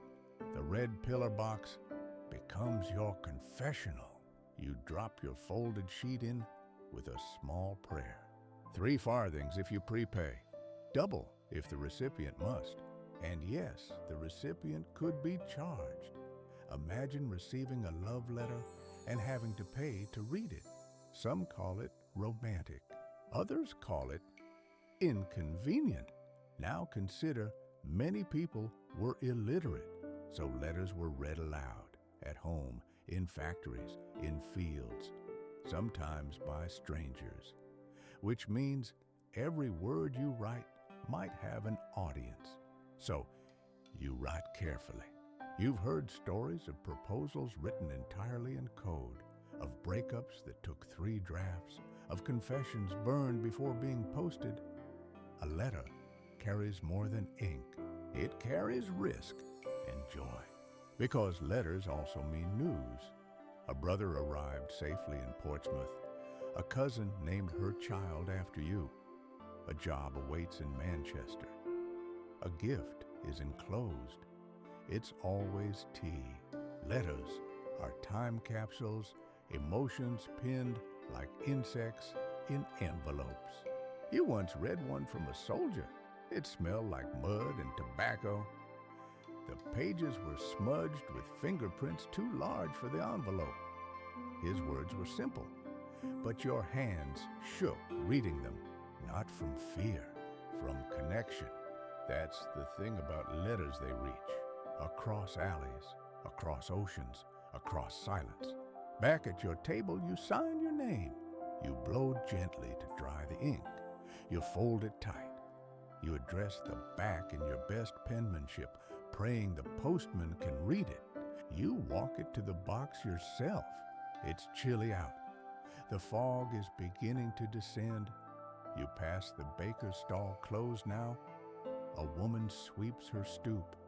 A dog barks somewhere distant. You drop the letter in. It lands with a soft thunk, and for a moment, the city feels less lonely. You return home, slide the bolt across the door, pour yourself a cup of something warm, and wait, not for rescue, just for response, because you've spoken, and now perhaps someone will speak back. You've made it through another day, and your words, carefully chosen, gently folded, are already on their way. You wake up with someone's foot in your back, not out of violence, just geometry. Because in Victorian London, sleep isn't about comfort, it's about real estate. And beds they're shared. This isn't metaphor. This isn't we all live in the same house, or I can hear my neighbors through the wall. This is literal, physical, unavoidable bed sharing. Tonight, your bedmate is named Arthur. You don't know his last name, or his age really, just that he smells faintly of pipe tobacco and shoe polish, and he kicks in his sleep. You learn that part the hard way. There are 4 of you in the bed, 2 head to toe, 2 back to back. It's efficient. If someone rolls over, someone else rolls off. The blankets are shared. The straw mattress is old. The frame creaks like it's telling secrets, but no one complains. Because a bed in this city is better than a bench, better than the floor, better than nothing. You once paid a penny to sleep sitting up in a chair. Tonight, you paid 2 for the bed. A splurge. Welcome to hotbedding. When one person leaves for a night shift, someone else climbs in. You sleep in warmth left behind by someone you'll never meet. The mattress is never cold. The pillow always smells like another face. It's strangely intimate, strangely lonely. You turn your head toward the wall and try to ignore the soft snoring beside you. You wrap the blanket tighter. The man at your feet shifts. The bed tilts slightly downhill. You brace your knees against the edge to keep from sliding, and you think, this is fine. You remember being cold once, colder than now. Now at least you're indoors. But it's not just boarding houses. Families share beds too. Whole households in one room, parents, children, grandparents, guests. You've heard of 6 people to a mattress, infants tucked into drawers, toddlers curled at their mother's feet like cats. The fire burns low. There's no privacy, no bedtime stories, just shared exhaustion and the lullaby of heavy breath. You hear it now, your bedmate's breathing. One with a whistle on the exhale, one with a cough that starts in the chest and ends in the throat. You don't know their names, but you know their sleep patterns. That's Victorian closeness. There's a reason sleep tight existed. Beds had ropes underneath woven to support the mattress. They sagged. You tightened them before sleep, or you didn't and paid the price with a night of rolling into the middle like stew into a bowl. You once fell out of bed, onto another person's coat. They didn't wake up. You apologized in the morning. They shrugged. Happens. Let's talk about lice. Yes, they happen too. No matter how many baths, no matter how often you wash your blanket in vinegar, someone always brings them in. You scratch at your collarbone now wondering if tonight's the night they return. You hope not, because the laundry bucket is full and the soap is almost gone. Still you sleep. Somehow, your body adapts, learns the rhythm, learns how to claim 6 inches of space with military precision, how to fall asleep before the coughing starts, how to tune out the sighs, the groans, the whispered dreams. You dream too, sometimes of a room to yourself, a mattress with corners that don't collapse, a blanket that smells like lavender, and only lavender. Sometimes of nothing, just black, rest. And when morning comes, you wake in the same position more or less. Arthur is already gone. His side of the bed is still warm. You imagine he walked into the fog with boots only half laced, already thinking about lunch. Someone else will be here tonight. You rise, you stretch, you press your hands against the window pane to see if it's frozen. It is. You blink sleep from your eyes, shake straw from your shirt, pull on your coat and lace your boots. You've shared your sleep, but the day is your own, and that in this city is more than enough. You see them through the gaslight, not clearly just the shape of a coat, the curve of a jaw, the flicker of a smile illuminated by the hazy orange glow that spills from a lamp overhead. It's evening in Victorian London. The air smells like coal smoke and overcooked carrots, and somehow still it's romantic. Let's talk about love. Not the grand sweeping kind, not the candlelit balls, the orchestras, the declarations in meadows. We're talking real love. The kind that begins on wet cobblestones, beneath flickering lamps, in borrowed coats and shared umbrellas. Love that dodges puddles and poverty and neighbors who always watch through the curtains. You don't date. Dating doesn't exist yet. You court, which sounds formal and is, but also isn't. You meet someone at church or in the bakery line, or when your glove drops and someone picks it up with a nod so subtle you barely notice. A word becomes a conversation, becomes a walk, becomes a habit. You don't go to restaurants. Too expensive. You walk. You take the long route through Hyde Park, or down along the embankment if the wind isn't too cruel. You count lamplights together. You pretend the fog isn't there. You don't touch, not at first. But you look, and that's everything. One glance too long, and everyone notices. A chaperone clears her throat. A mother leans forward. A stranger walking by smirks. So you learn to love in gestures. A hat lifted just so. A handkerchief left behind on purpose. A note passed in a book, folded like a secret. You send letters, dozens maybe.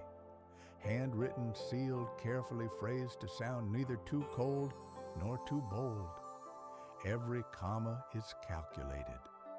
Every yours truly is weighed against ever yours. Entire relationships unfold in the space between the lines. Sometimes the letters go unanswered. Sometimes they're returned unopened. Sometimes they're read aloud by a brother who finds them in a drawer. Courtship is a battlefield, and for women especially, it's more strategy than desire. To be seen as too forward social ruin, to be seen as too cold spinster, to be seen at all dangerous, so they tread carefully, speak softly, but still they fall in alleys, in flower shops, in the quiet corners of dance halls, behind the bakery, over laundry lines. One woman you knew met her future husband when they reached for the same fish. They married 4 years later. Another girl met hers after he caught her dog and returned it without saying a word. She told you she married him because he didn't ask for thanks. Sometimes love is loud, but here it's stealth. Now, let's talk about the rules. You can't be alone together, not in public, not unless engaged. So you find loopholes, group walks, shared carriages, invitations phrased so precisely they feel like legal contracts, and always the gaslight.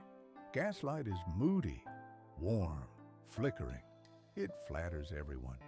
Even cracked boots and hollow cheeks seem romantic in that soft yellow glow. You pass a couple on a bench, now shadows wrapped around them like shawls. He whispers. She laughs. It's not a grand gesture, but it's enough. There's a myth that Victorians were stiff, emotionless, overly proper. But you've seen otherwise. You've seen fingers brush by accident. You've seen letters clutched to chests. You've seen girls press flowers between dictionary pages, and hearts break here too. You see it in the way someone avoids a particular corner, the way another stands outside a shop for too long, the way a man rewrites a letter 6 times and then burns it without posting. Love survives, but not always.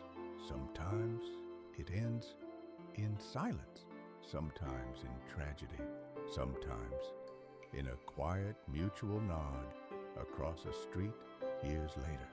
But sometimes it lasts. You pass a couple now older, hands intertwined like thread. No performance, just presence. They walk slowly, they match steps, they nod to the baker. They've done this for decades, and it makes you believe just a little. Later, back in your room, you find an old note folded inside your coat pocket. You'd forgotten it was there. The ink's faded, but the feeling isn't. You sit by the window, watch the lamps flicker, and you think maybe tomorrow you'll walk the long way again, just in case. You've made it through another day, and somewhere beneath gaslight, someone might still be waiting. You smell them before you see them, a cloud of something floral, citrusy, and faintly spicy drifts through the air. It slices through cold smoke, cuts past boiling cabbage, and clings to your coat like envy. A rich person just walked by. Let's talk about scent, because in Victorian London, how you smell says everything about who you are. And for the wealthy, it's not just about smelling good. It's about not smelling anything else. Poor people smell like work soap, sweat damp wool, last week's stew. Rich people, they smell like money, literally. Their perfume bottles sit on polished vanities in bedrooms warmed by fire, not crowded basins in cold boarding houses. You pass a lady in a red velvet cloak. Her hair is pinned high. Her shoes click instead of squish. She leaves behind a trail of violets and almond oil so strong you forget for a moment that you're standing next to a fishmonger. Perfume is power, but it's also protection. You see, the upper classes are terrified of smell. They believe disease spreads through miasma, bad air. The solution: out-scent it, mask it, smother it with lavender, rosewater, vinegar, cloves, musk, bergamot, and jasmine. If the air smells sweet, surely you're safe. And so, they carry vinaigrettes, little silver lockets filled with sponges soaked in vinegar or ammonia. When the air gets especially foul, a crowded carriage, a sick room, or just London, in summer, they raise the locket to their nose and breathe through it like a genteel gas mask. Some wear them on chains. Others tuck them in gloves. You once saw a woman faint theatrically, then revive herself with a quick whiff of rosemary and superiority. And yes, men wear scent too. Barbershops, bottle bay, rum citrus pomades, and floral aftershaves. Gentlemen, splash it on liberally. A good suit is wasted without a good scent. You once walked past a man whose cologne was so potent you smelled him before you turned the corner. He was wearing lemon and leather. You remember because you sneezed. But here's the twist. Some of the best scents are made in the same districts where the worst smells are born. You visit a perfumer once. Tiny shop, rows of glass bottles. A man in a waistcoat offers you a whiff of something he calls evening rain. It smells like cut grass and expensive paper. You don't buy it. You can't. But you carry the scent with you for the rest of the week. In your imagination, mostly. Now let's peek into the poor man's options. Soap, if you can afford it. Vinegar for cleaning and sometimes for rinsing your hair. You boil rosemary or thyme and dab it behind your ears. Or rub lemon peel on your fingers. A rare orange, if you're lucky, doubles as cologne and dessert. Sometimes you simply smell like whatever you've been near meat, smoke, horses, dust, coal. And yet you try. Because dignity doesn't always come from money. It comes from effort. You once saw a girl on the tram holding a crumpled flower stem, pressing it to her lips when she thought no one was looking. The flower was brown around the edges, but still scented. Still something, but let's not forget, scent is also memory. The way your mother smelled after boiling laundry, the sharpness of ink and new paper, the sweetness of cinnamon buns sold on the corner, the tang of your own skin after standing near a fire too long. The wealthy may have perfume, but you have association. Tonight, you wash your hands with strong soap. You borrowed it. It smells of pine and ashes, not glamorous, but clean. You dab a little lavender behind your ears, just the faintest trace from a sachet hidden in your drawer. A gift. Long ago, you walk outside. Passers-by rush by in boots and carriages. One woman smells like lilies. One man like smoke and pomade. A child smells of jam. A chimney sweep of soot. You smell like someone who tried.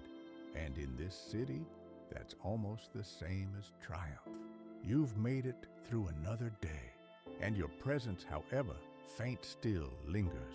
You pass the cemetery at dusk and feel it before you see it. Not the cold, not the fog, the quiet, that peculiar, heavy silence that settles over the ground like a second layer of soil.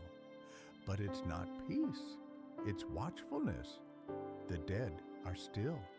The city isn't, and neither are the body snatchers. Let's talk about resurrectionists. No, not priests, not saints. Just regular, slightly unhinged men with strong backs, quiet boots, and a shovel or two. Their job, dig up fresh corpses and sell them to medical schools. Yes, that was a real thing, because in Victorian London, medicine is advancing. Dissection is essential. Students need to learn anatomy. Doctors need to practice. But there's a problem. You need bodies. And not many people volunteer for that kind of contribution. So instead, someone waits until a new grave is still soft, until the family has left, until the night is thick and the fog forgiving. Then the work begins. Dig fast, quiet, just deep enough to reach the coffin. Break the lid. Tie a rope around the body, never the clothes they belong to the family, and haul it out. Wrap it, move it, sell it. No questions asked. Now here's the wild part. It was legal, sort of. You couldn't steal a body technically. The law didn't recognize corpses as property. But if you took the clothes or the rings or the coffin, you were a thief. So they left those behind. Naked, anonymous cadavers were fair game. You might be walking beside someone right now who used to dig graves by night and deliver anatomy by dawn. You glance sideways. That man with the stained collar maybe, that quiet woman with a cart of linens possible. Most of them were poor. Some were desperate. Some were just practical. Bodies brought money. A fresh corpse might fetch 8 to 10 guineas. That's months of rent, food for weeks, or a new coat, or escape. Medical schools didn't ask many questions. You once stood outside St. Thomas's and watched a covered cart roll through the side gate. It hit a bump. Something inside shifted with a thump. No one blinked. And what about the students? Some were horrified. Most weren't. Dissection was part of the curriculum. Hands-on learning. Human bodies sketched and sliced and studied under gaslight. Ribs pulled open like books. Organs laid out like dinner. The smell of formaldehyde not yet invented. Just sweat, wax, and death. Some students grew callous. Some made jokes. Some painted mustaches on skulls. You knew one who kept a finger bone in his pocket for luck. He dropped it in your tea once. Thought it was funny. You didn't. Eventually, the practice drew too much attention. People started guarding graves. Literally. Families hired men to sleep at burial sites. Watchtowers were built. Metal cages were placed over fresh graves, mort safes they were called. Heavy bolted things. Iron arms to protect the dead. For a fee, of course. There were riots, lawsuits, outcry. And then in 1832, the Anatomy Act passed. Medical schools could now receive unclaimed bodies legally. Workhouse corpses, orphans, the poor. No more need for grave robbing because the poor now belonged to science. And the resurrectionists, out of business. Some became porters, some vanished. A few tried robbing live houses instead, which turned out to be significantly harder. Now you pass a graveyard at night and wonder who lies beneath, who was taken, and who is still waiting. You stop near a headstone worn smooth by time. There's a bunch of flowers, fresh, someone remembers. You feel the weight of that. Because the truth is, resurrectionists didn't just steal bodies, they stole rest. And in a city that never sleeps, that's the cruelest theft of all. You walk on, your boots tap the stones, and you think, if you go quietly enough, maybe you'll be allowed to sleep undisturbed. You've made it through another day, and your bones are still your own. You hear the scratching before you see it. A soft, persistent scrabble near the floorboards. Too slow for wind, too rhythmic for imagination. You hold your breath, then movement. A blur of fur dashes across the room, vanishing under a cupboard. You blink. Was that a cat? No. Too fast, too low. That was a rat. Let's talk about animals in Victorian London, because you are never really alone, not with this many legs sharing your street. There are pets, yes, but also workers, strays, scavengers, and beasts with full-time jobs. This city runs on more paws, claws, and tails than anyone likes to admit. Start with the rats. Big ones, not story big, not exaggeration big, just London big, which is plenty. They live in walls, crawl through drains, nest in straw. You once saw one steal a piece of ham right off a butcher's counter and vanish into a sewer like a stage magician. People fight them with traps, poison, boots, fire, but mostly they fight them with cats. Ah, the cats, not pampered pets, not yet. These are sleek, sharp-eyed alley dwellers. They own the rooftops. They slink through gutters. They prowl markets like miniature emperors. You see one now, black and white tail flicking, eyeing a rat as big as a loaf of bread. The chase lasts seconds. The cat wins. You tip your hat to her. She ignores you. Some cats are so effective, they earn name salaries and job titles. Take Trim the ship's cat who circled the globe, or Penny, who patrolled a bookshop for over a decade and never let a mouse touch the bindings. Even the post office has cats hired, paid in food, and tracked. Their job, keep the letters safe from nibblers. They even had official reports. No mice this quarter, one stated proudly. Dogs, too, have their roles. Big ones guard warehouses, little ones guard laps. There are whole breeds developed just for ratting. Terriers so fast and fearless they leap into pits of rodents for sport. Yes, there are rat pits. You don't go. But you hear about them. Crowds cheering, dogs lunging, wagers placed. It's brutal, it's bloody, it's popular. And then there are the carriage dogs, Dalmatians trained to trot beside horse-drawn cabs. They look regal, they feel symbolic, but they're workers. They keep pace, keep watch. Sometimes they bark at nothing. Sometimes you trust their instinct more than your own. Then there are the strays. You feed a mutt once, crust of bread, bit of sausage. He follows you for 3 blocks, tail wagging like a flag in the fog. You name him Boot. He disappears the next day. You hope he found someone kinder. And let's not forget the truly weird residence monkeys, parrots, goats, even bears. Imported, displayed, sometimes sold in the markets.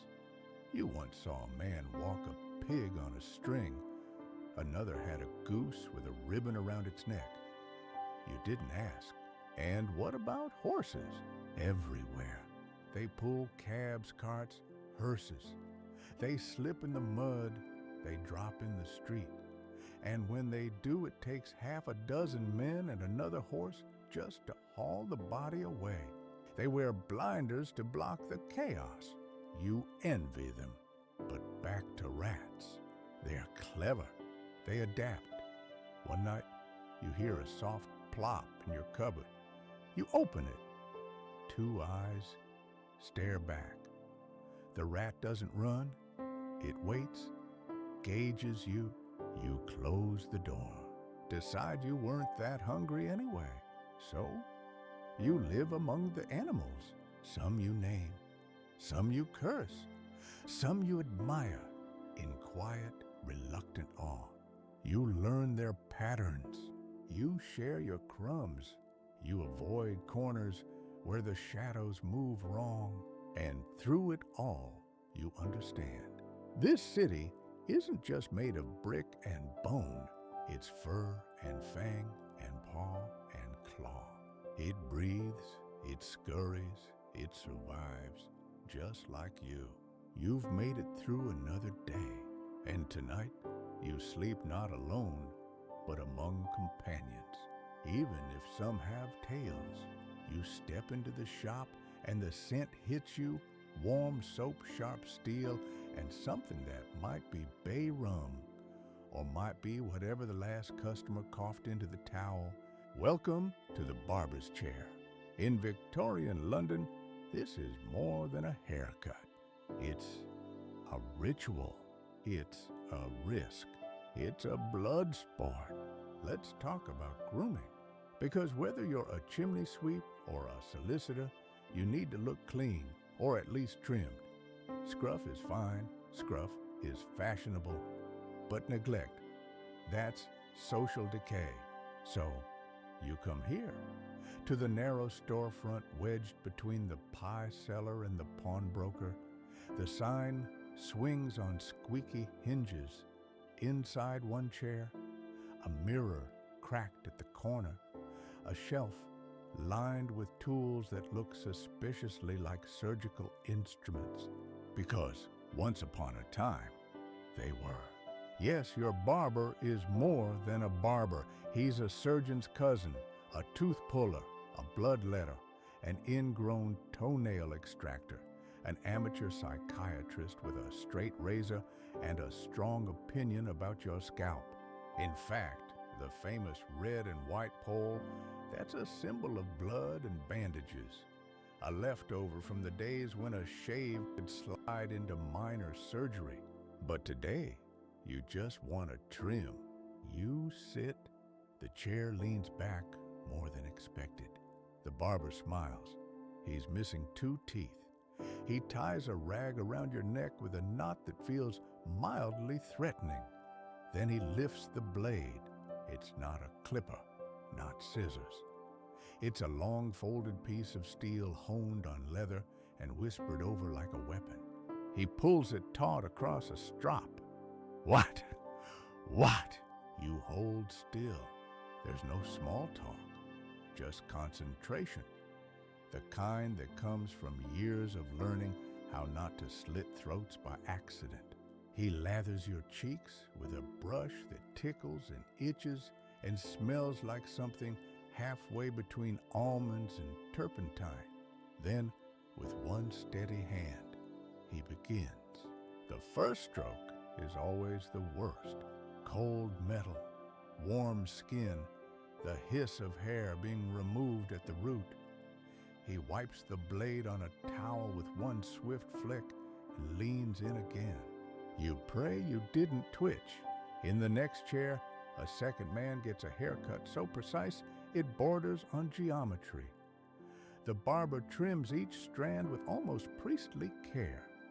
You catch a glimpse of his ear-nicked, bandaged, resigned. It happens. There's a reason they keep styptic pencils nearby. To stop bleeding. Also alum stones, also cotton, also a flask sometimes. You ask if the blade is clean. He says, always. You don't ask how often always is. Because here's the thing, this place isn't just about grooming. It's about restoration. You walk in looking tired. You walk out looking like someone who hasn't given up. The cut is crisp. The shave is close. The towel at the end is hot and smells of mint. For 5 minutes, you feel like a man reborn. You hand over your coins. He nods like a priest giving absolution. You step outside and the wind hits your fresh skin like memory. You run your hand along your jaw, smooth, dangerous. You catch your reflection in the shop window. You look awake. But don't forget, this isn't just for men. Women, too, visit their own sanctuaries. Not barbershops, but hairdressing parlors. Rooms of curling irons, pomades, pins, and perfumes. Hair is power. Hair is status. A good style can land a husband. A bad one can cost you your confidence. Some women go every week. Some only before a wedding. And some in hard times cut off their hair to sell. A lock of virgin hair in a pale shade fetches a decent price. Wigs are popular, extensions even more. There's a shop on Fleet Street with a whole window full of human hair. Blonde, brunette, auburn. It sways slightly when the door opens. You try not to think about it. So you walk through the city, hair, neat cheeks, smooth dignity, intact. You've survived the blade, and the gossip, and the smell. You've made it through another day, and for now at least, your reflection approves. You sit in the waiting room and try not to breathe too deeply. It smells like old gauze, bad soup, and sharp metal. The floor is sticky. The walls are sweating. A man in the corner keeps muttering about his missing thumb. You look down and realize you're the cleanest thing in the room and you haven't bathed in 2 days. Welcome to the charity hospital, or as the locals call it, the place you only go when you have no other choice. Let's talk about medicine. Because in Victorian London, getting hurt is dangerous, but getting treated, that's a gamble. You're not at a private practice. You can't afford that. This is the poor ward.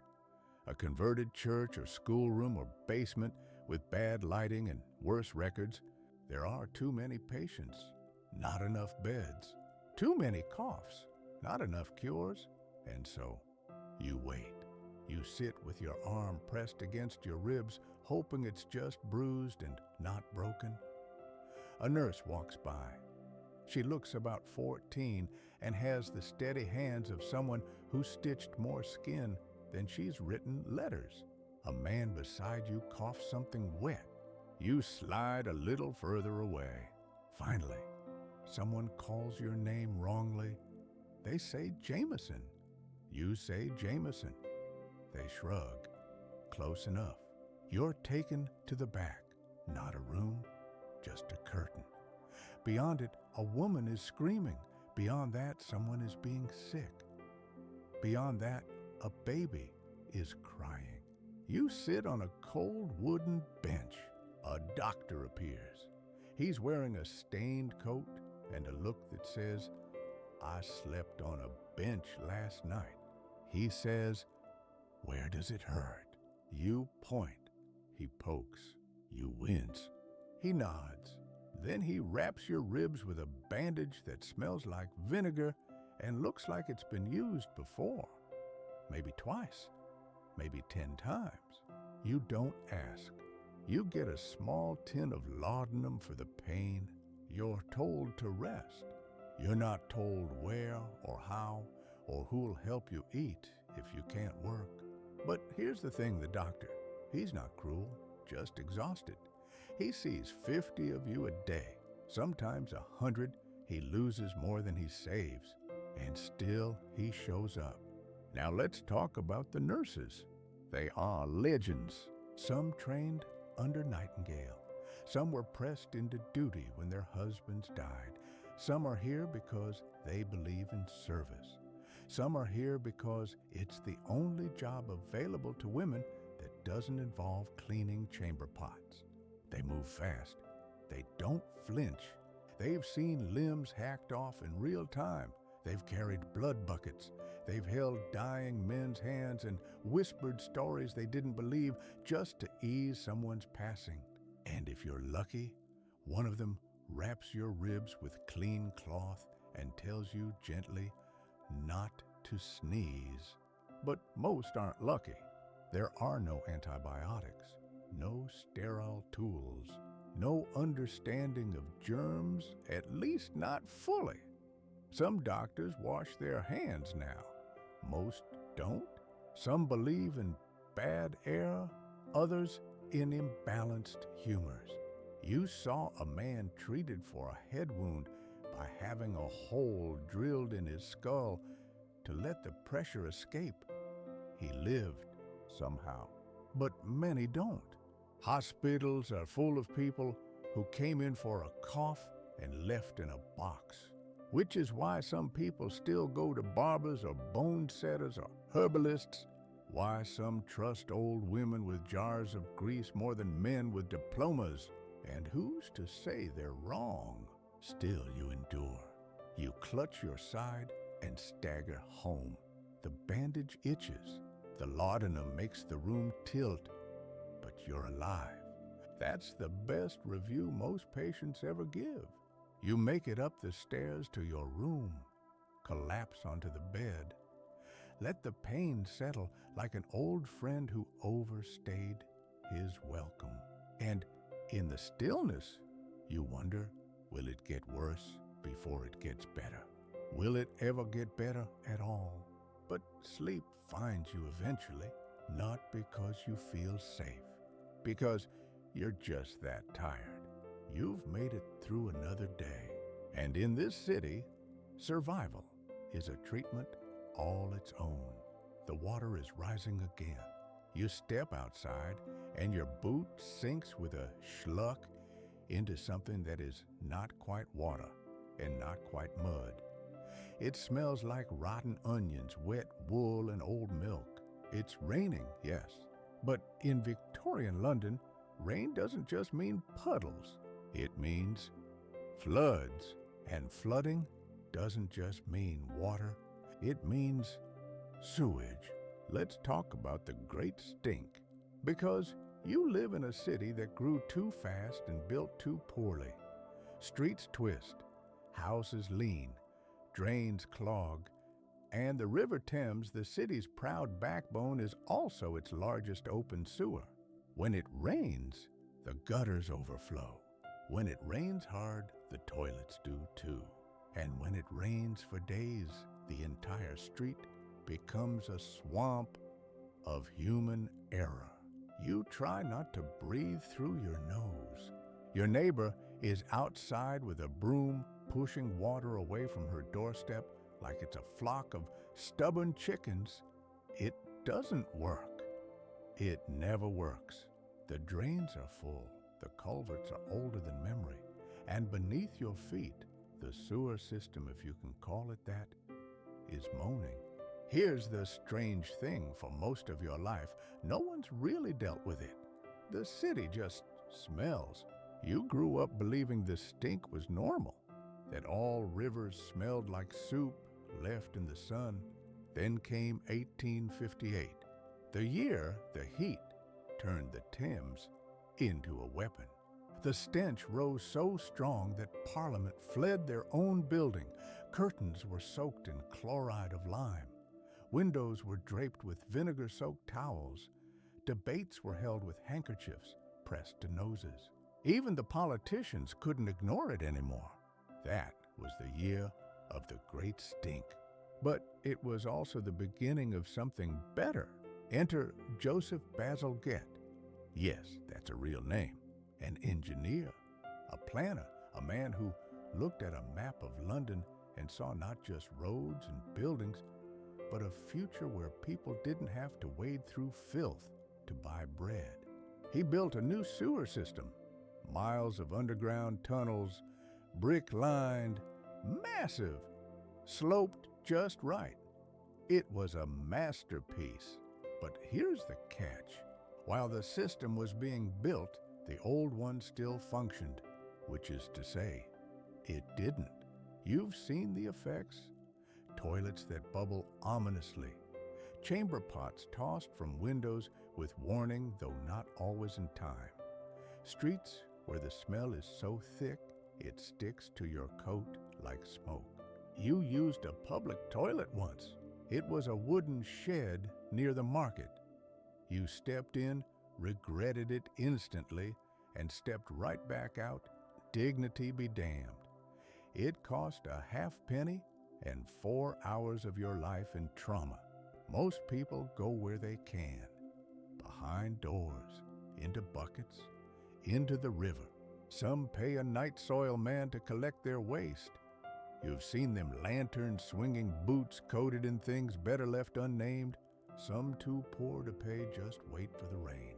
Let it wash it all away. But nothing ever truly washes away in London. It just moves around. You walk carefully now, not because of puddles, because of what's in them. You step over a floating shoe, past a bloated bag, around a corner where the water has turned an ominous yellow. A child runs past barefoot splashing. His mother screams. He laughs. He doesn't know yet. And what about the underground? The true under London? Tunnels from the plague era. Abandoned crypts. Secret rivers. A city beneath the city carrying filth and secrets alike. You once dropped a coin into a gutter and heard it echo longer than expected. You didn't lean in to listen. Now you stand at the edge of the street watching the current swirl. You feel the water in your socks. You feel history pressing against your boots. London is a city of empire, they say, but it's also a city of waste. A reminder that no matter how grand the buildings, how gilded the carriages, everyone still needs somewhere to go, and someone still has to clean it up. You step inside, peel off your wet socks, hang them by the fire. The room smells faintly of mildew and soap, but it's dry, and tonight, that's more than enough. You've made it through another day, and in this city, even the sewers have stories. Someone hands you a card, not a playing card, not an invitation, a calling card. Plain, cream-colored, your name neatly printed in copper plate script, no address, no emotion, just identity compressed into a rectangle of stiff paper. In Victorian London, this is your passport to civility. Let's talk about class, because here it's not just about money. It's not even just about manners. It's about knowing the code, the right fork, the right hemline, the right kind of silence in the wrong kind of conversation. And nowhere is that code more visible than in the ritual of calling. You want to visit someone. You don't knock. You don't yell. You don't just show up. You send your card. You walk to their house, hand it to the butler or the maid, or if you're lower down the chain, you leave it in the box by the door. Then you wait, and maybe, just maybe, they return the favor. If they return your card folded at the corner, that means, I see you, but not like that. Folded in the middle, thank you, goodbye forever. Returned in an envelope, oh my dear, that's war. You once left your card at a merchant's house and received nothing. Weeks later, you saw your own card being used as a bookmark in his shop ledger. You never returned. But class shows itself in more than just paper. It's in your clothes, the depth of your collar, the shine on your shoes, whether you wear gloves and what kind, lace or leather, stitched or buttoned. Even your hat speaks volumes. You wear yours low, tilted, trying to look respectable without seeming like you're trying. It's a science. Then there's how you enter a room. Too fast, you're brash. Too slow, you're anxious. Eyes up, confident. Eyes down, modest or avoiding judgment. The right bow for men, the right curtsy for women. Not too deep, not too shallow. You once practiced for an hour before a party only to trip over your own coat on the stairs. You didn't go. And the seating arrangements. Oh, the seating. Where you sit at dinner tells everyone everything they need to know. Closer to the host, high status. Farther away, you're lucky to have been invited at all. Across from the piano, better hope you know when to nod politely. If you're poor, you learn to read these rules like maps. Every gesture a clue, every silence a sentence. If you're rich, the rules are invisible because they were made for you. You see a woman cross the street, lifting her skirt with 2 fingers. Not touching it. Her gloves are spotless. Her boots gleam. That's not just hygiene. That's signaling. A man tips his hat to her. She doesn't tip back. You notice. But class isn't just social, it's spatial. There are neighborhoods you don't enter, shops you don't belong in, parks where your boots would be frowned upon before your accent even has a chance to offend. You once stepped into a drawing room with soot on your sleeve. The silence was deafening. Someone offered you tea. You declined out of self-defense. You walk through London with your spine just straight enough, your chin just high enough, hoping you land in the space between invisible and intriguing. And then there are the parties, where everyone pretends not to judge while judging constantly, where conversations are puzzles. Oh, you live near Kensington means how many servants do you employ? Is your sister well means did she finally get married? How charming means absolutely nothing. You once said lovely weather and were met with silence so sharp it shaved seconds off your life. But you learn, you adapt. You match the nods. You fold your card the right way. You choose the weaker tea, the simpler biscuit, the safer adjective. You survive, because that's what class is in the end. A game no one tells you the rules of unless you were born holding the deck. You hang your coat at the door. Sit by the fire. Take out the calling card you never delivered. Trace your name with your thumb. Maybe tomorrow, maybe not. but you've made it through another day. And in this city, every polite smile hides a map of power. The ground shakes before you even hear it. A low rumble, a distant roar, then a blast of air so strong it whips your coat open like wings.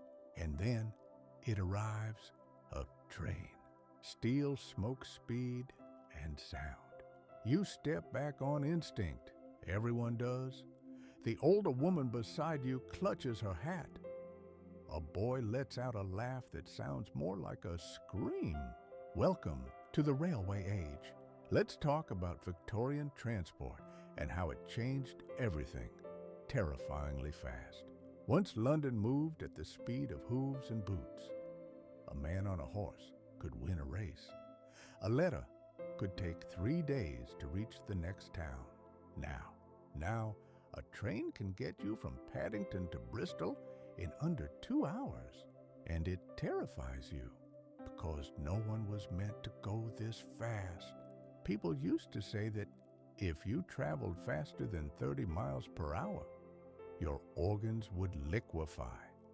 Your mind would fracture. Your soul might fall out.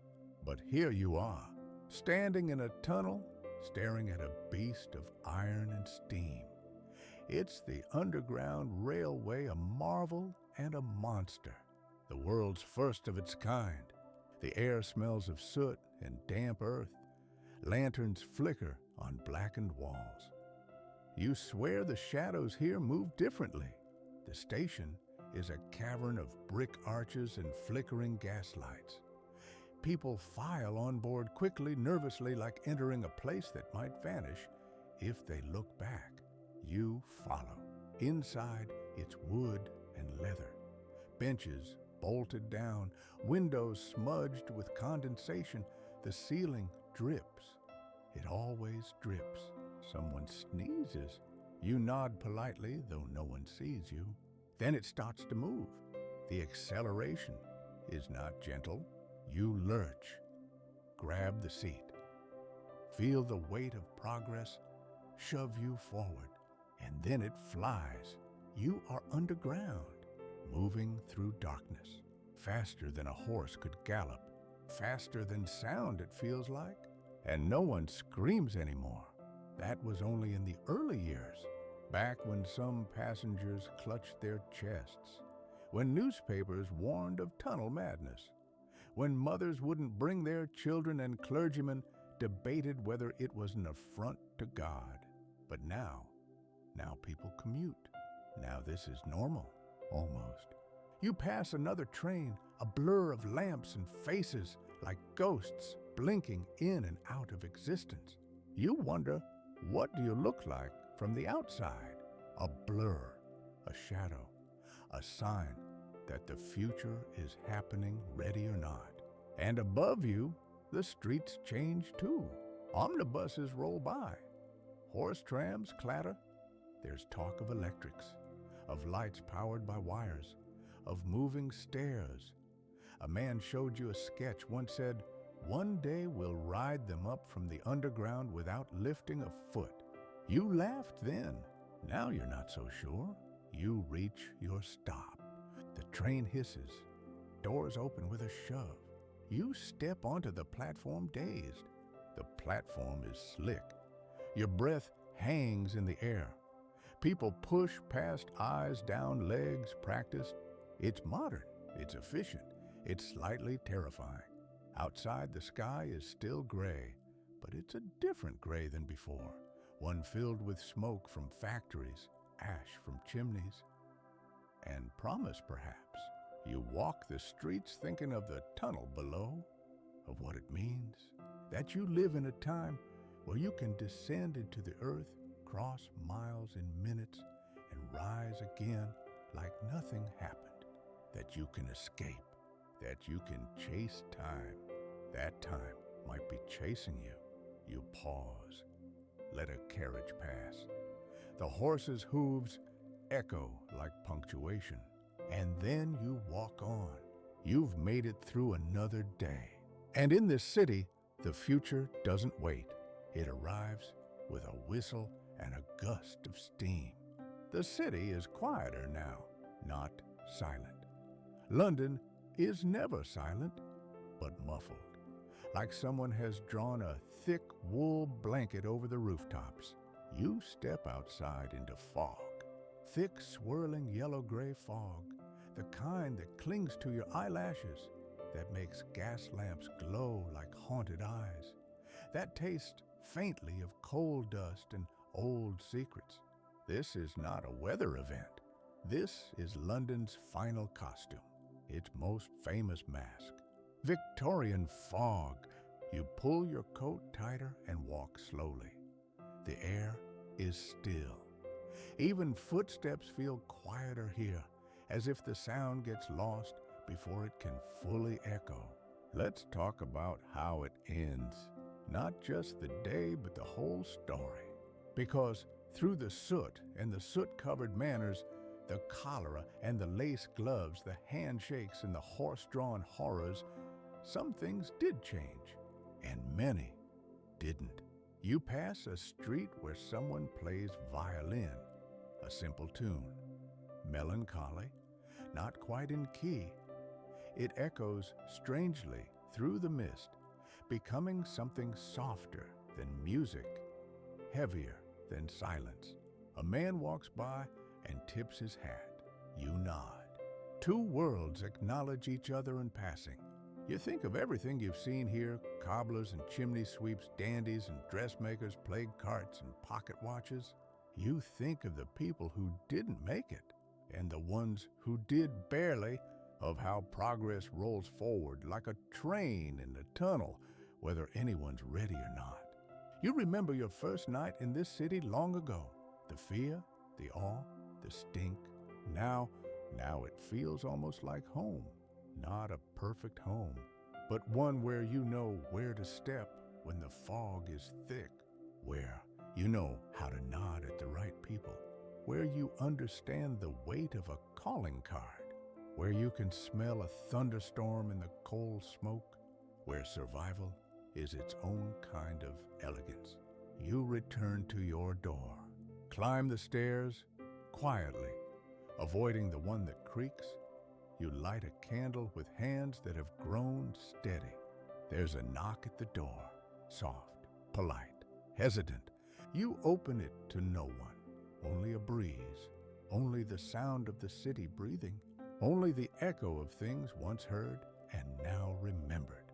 You smile, close the door, set the candle on the sill, and sit by the window wrapped in an old blanket that smells of dust and comfort. Outside, the fog thickens. Inside, the quiet blooms. You've made it through another day. You've walked through history in your boots and your bones. And you have stories now, even if no one asks, even if they change in the telling, even if some of them were never quite yours. Because in the end, the past is not a place we leave behind. It's the place that lets us rest. And here, in the hush before sleep, with the city tucked beneath its fog, and the fire gone low, and your eyes growing heavier than memory, you let yourself breathe. Let yourself forget. Let yourself belong. So now, here you are. The story is over, not with a bang, not even with a whisper, but with the soft settling of dust on a windowsill. Outside, the fog holds the rooftops like a lullaby. Inside, the candle flickers one last time before surrendering to the dark. You've walked through alleys of coal smoke and curiosity. You've watched carriages give way to trains, watched leeches replaced by laudanum, watched fashion change faster than fortunes. You've seen what it meant to endure in a world that didn't wait. And still, there were kindnesses. A warm loaf passed hand to hand. A letter kept for years in a drawer. A stranger's hand steadying yours in a crowded street. Not grand gestures, but small things. The kind that hold history together. And perhaps that's the real secret of Victorian London. Not the soot or the sewers or the steam, but the soft moments between them. The human ones. So, tonight, as the last sounds of the city fade, boots, slowing clocks, ticking the wind, breathing softly through old cracks, let it all go. Let your shoulders drop, let your jaw unclench, let the stories tuck you in. Even the oldest tales have something new to say if we listen gently. May this moment of quiet carry you through the night like a soft breeze through open windows. That's the story for tonight. May your dreams be filled with wonder and peace. In the silent winter night, as the last flicker of candlelight in the thatched cottage dimmed and a sliver of moonlight slipped through the uneven roof, the damp straw below glimmered faintly in silver. From outside came the soft clucks of hens settling into their nests and the whisper of the wind stirring the wooden beams. Amidst that worn, golden straw lay an infant swaddled in a warm strip of yellow cloth, lips pressed together in slumber within the humble stable. Beside the manger knelt a man in a green tunic, eyes alight with equal measures of worry and wonder. Two women knelt nearby, their forms shadowed against the darkness, one clutching a white hen to her chest, the other pressing her hand gently to her pregnant belly. Above them, a circular carving of a mother hen sheltering her brood crowned the rafters, lending an almost sacred hush to the moment. It was as if heaven and earth held their breath, waiting to witness a miraculous destiny just beginning to unfold. Chapter 1. A Dawn in the Straw-Filled Stable. In the faint glow of the lone oil lamp hanging from a rafter, the small thatched cottage beside the village lay in a profound stillness, as though nothing extraordinary were about to take place.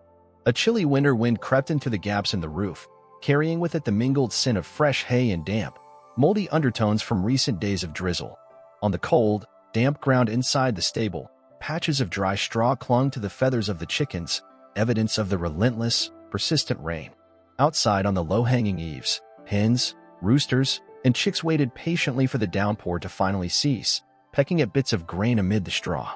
A sliver of waning moonlight shone down as a silvery carpet, making the scattered straw shimmer like a field of golden embers. Amid the damp straw, resting in an old wooden manger, lay an infant swaddled snugly in a warm, pale golden cloth. Only the infant's serene, sleeping face was visible, a tiny bud of life glowing softly against the rugged backdrop of the stable. From outside came the distant echo of roosters crowing and the soft rustle of straw shifting as the chickens scratched about. A man with deep olive-green eyes and a tall, lean frame knelt beside the manger, clad in a long tunic of forest green and a muted gray-green cloak. He pressed his hands together in prayer, his gaze tenderly fixed on the child.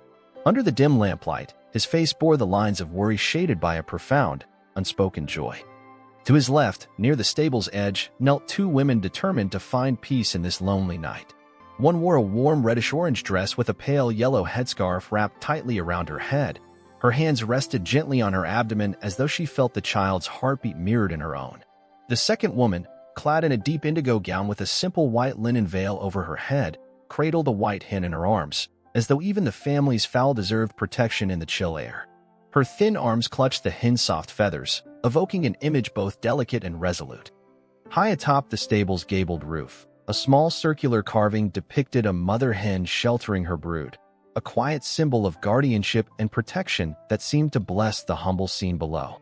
Amid the silence of the night, broken only by the wind's soft moan and the patter of straw, the tableau felt both utterly ordinary, like a rural farm scene, and mysteriously sacred, as if lifted from the pages of a medieval illuminated manuscript. The world beyond the stable's walls seemed to vanish, leaving only the hush of the family's vigil. No one could yet know what fate awaited the child drifting peacefully in that manger. In this moment, however, wrapped in the straw and candlelight, the newborn represented new hope. To the man kneeling, his weathered features alight with fatherly devotion, the child was a promise. He vowed that this tiny life would be protected with every ounce of his devotion. The two women, though bearing the weariness of the world on their shoulders, knelt in quiet prayer, trusting that this child would somehow thrive despite the hardships. Chapter 2. The Journey Home. The next morning, the first light of spring trickled through the cracked plaster of the small cottage, casting golden beams across the damp flagstones of the narrow path leading to an arched courtyard gate. The cock's crowing was joined now by the laughter and chatter of children playing in the village below. Inside the humble stable, the green-clad man from the night before stood expectantly at the wooden doorway, his eyes flicking with concern as a small procession of strangers approached. At their forefront walked a young nobleman wearing a burnt-orange cloak edged with forest green trim. Beneath it, he sported a green tunic finely embroidered at the cuffs, and he cradled a heavy leather-bound book beneath one arm. Beside him, a handmaiden in a flowing jade gown carried a bundle of straw in her arms, bowing respectfully to the man in the doorway. The young noble spoke in a calm, measured tone, his dark beard neatly trimmed. "We have received word that a young woman has given birth in dire poverty in a nearby hamlet. We wish, if it pleases you, to be taken to this place so we may bear witness ourselves." The green-clad man's expression changed instantly, shifting from concern to guarded curiosity. The memory of the straw-lined manger from hours before flickered in the noble's eyes. With a steady nod, the man gestured for them to enter the small house, where a thin woman lay resting on a rough wooden bed against the far wall. Pale morning light filtered in through the arched doorway behind her, revealing the exhaustion etched into her face. She stirred as the noble and his entourage stepped in. It was the mother of the newborn from the stable. Through a croak in her throat, she addressed the noble as he approached. "My lord, if you have come for that child." "I hardly know how to explain. I gave birth in this straw-filled stable alone. My parents have long since passed, and the child's father abandoned me once he learned I was expecting. I have managed alone, without a coin to my name, just as you see." The green-clad man moved to her side, resting a gentle hand on her shoulder. "My lord," he implored the noble, "pray do not dismiss us entirely.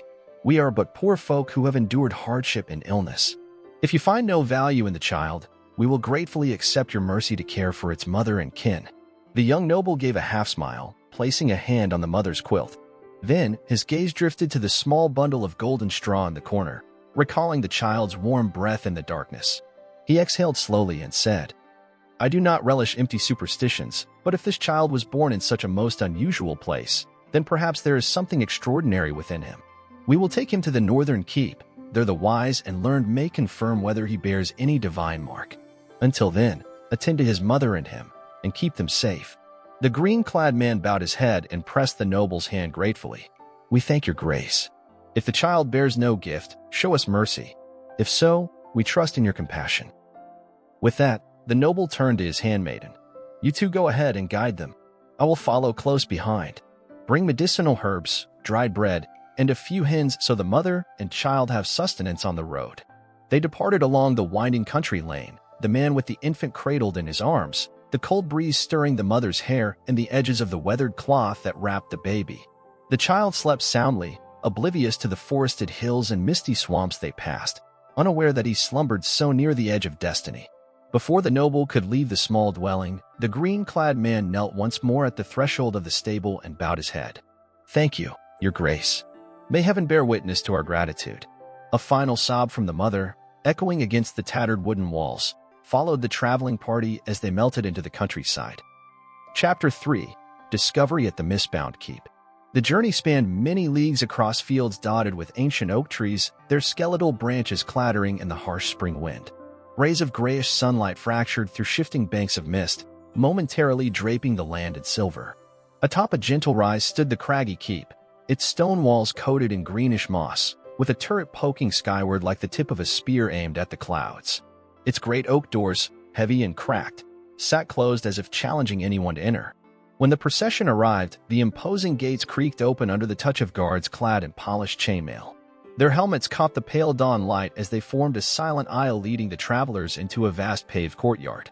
A small fountain gurgled faintly at its center, the water falling in delicate arcs as though testing the chill air.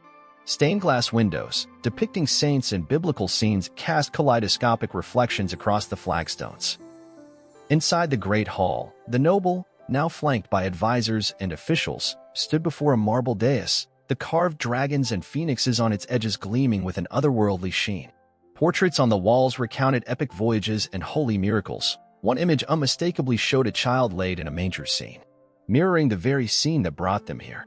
The noble spoke with steely composure. "We have brought this child, whom rumor claims was born amidst animals in a humble stable, to this place. Let learned men and women examine him. Should he possess any divine mark, make it known. If not, we shall return him to his mother, and in this matter. An elder statesman presided from a seat of honor. His gray hair framed a face carved by years of governance and prayer. Very well, he replied in a gravelly voice. Summon our wisest physicians, astrologers, and spiritual guides. In bygone ages, texts spoke of children born under a waning moon in such humble settings as forebears of great change. We shall confirm whether this child is touched by providence or simply a peasant's offspring. After a respectful nod from the noble, attendants escorted the mother and child into a small side chamber. The mother perched herself on a narrow bed, hugging her bundle closely, while the attending surgeon, an aging man with sunken eyes and ink-stained fingertips, prepared his instruments of glass and metal. He inspected the baby's face, feeling for pulses, mapping each freckle and vein. Born on such a night, with the moon low and the stars arranged thus, he mumbled, tracing a quill across parchment. The child carries the sign of the celestial radiance. Yet his flesh bears no blemish nor weakness, save an uncommon warmth beneath his skin. The mother whispered, her voice trembling. Surely you do not subscribe to mere superstition. He is my son, and I will protect him. The physician, eyes glinting in intrigue, waved his hand. I rely not on superstition but on prognosis and study. Yet this child's reaction to my salves is unexpected. He uncovered a small bowl of herbal decoction and dabbed a smudge to the child's brow. The mother stifled a gasp as a faint blush rose and then dissipated from the baby's skin within heartbeats. Remarkable, he said softly. His resistance is beyond mortal. He may live through the harshest winter. Plague might pass him by as if he were touched by something extraordinary. Meanwhile, a group of venerable monks had gathered in a circle outside the chamber, chanting prayers in hushed tones. Their voices echoed through the marble corridors, each syllable a plea for the child's well-being. The fragrance of incense swirled in the air as they burned frankincense, and the smoke wreathed around the pillars, imparting a sense of solemnity, as though heaven were itself leaning in to listen. Chapter 4. Sacred Care and Divine Imagery. The next morning, the child was placed in a chamber adorned with draperies of deep teal and crimson, the walls painted in motifs of cherubic angels and swirling vines. A soft rug of scarlet lay underfoot, offering warmth against the stone. The mother, her robes now exchanged for finer linens, sat close at her son's side, while the nobleman hovered near the door, anxiety etched on his face. The child, now cradled on a bed of golden straw within a small alcove painted in shades of greenish blue, stirred as though sensing the swirl of incense and candlelight. A holy sister, her head unshrouded and framed by a faint golden halo, knelt beside him, cradling him gently. Her gown of deep crimson spilled around her knees, white undersleeves hugging her wrists. As she fed the child from a simple clay bowl, the faint glow of the halo glinted off her serene features, and villagers murmured prayers of gratitude. Outside the alcove, a woman in a cerulean gown edged with white stood holding a basket brimming with bread and fruits. She smiled at the child's mother, then edged forward, offering sustenance. Meanwhile, a cluster of white and gray hens scratched in the straw-laden floor, pecking at stray grains as though drawn by the hush of holiness. Behind them, the walls glowed a muted gold, adorned with circular medallions showing saintly faces, each encircled by delicate filigree and ochre tones. Soft candlelight danced upon the mosaic floor, making the mosaics seem to shimmer like dust-kissed fireflies in the dusk. Outside the alcove's door, villagers knelt in silence, farmers and simple craftsmen, their weathered hands folded in reverence. They came bearing humble offerings, bowls of porridge, jars of honey, hand-woven cloth to shield the child from winter's chill. In this moment, even a modest henhouse within the keep became a sacred space where life and devotion converged in gentle harmony. Chapter 5. Teaching and a Brewing Crisis. Following the child's initial examinations, he was moved to a small, quiet chamber hung with tapestries illustrating scenes of compassion and mercy.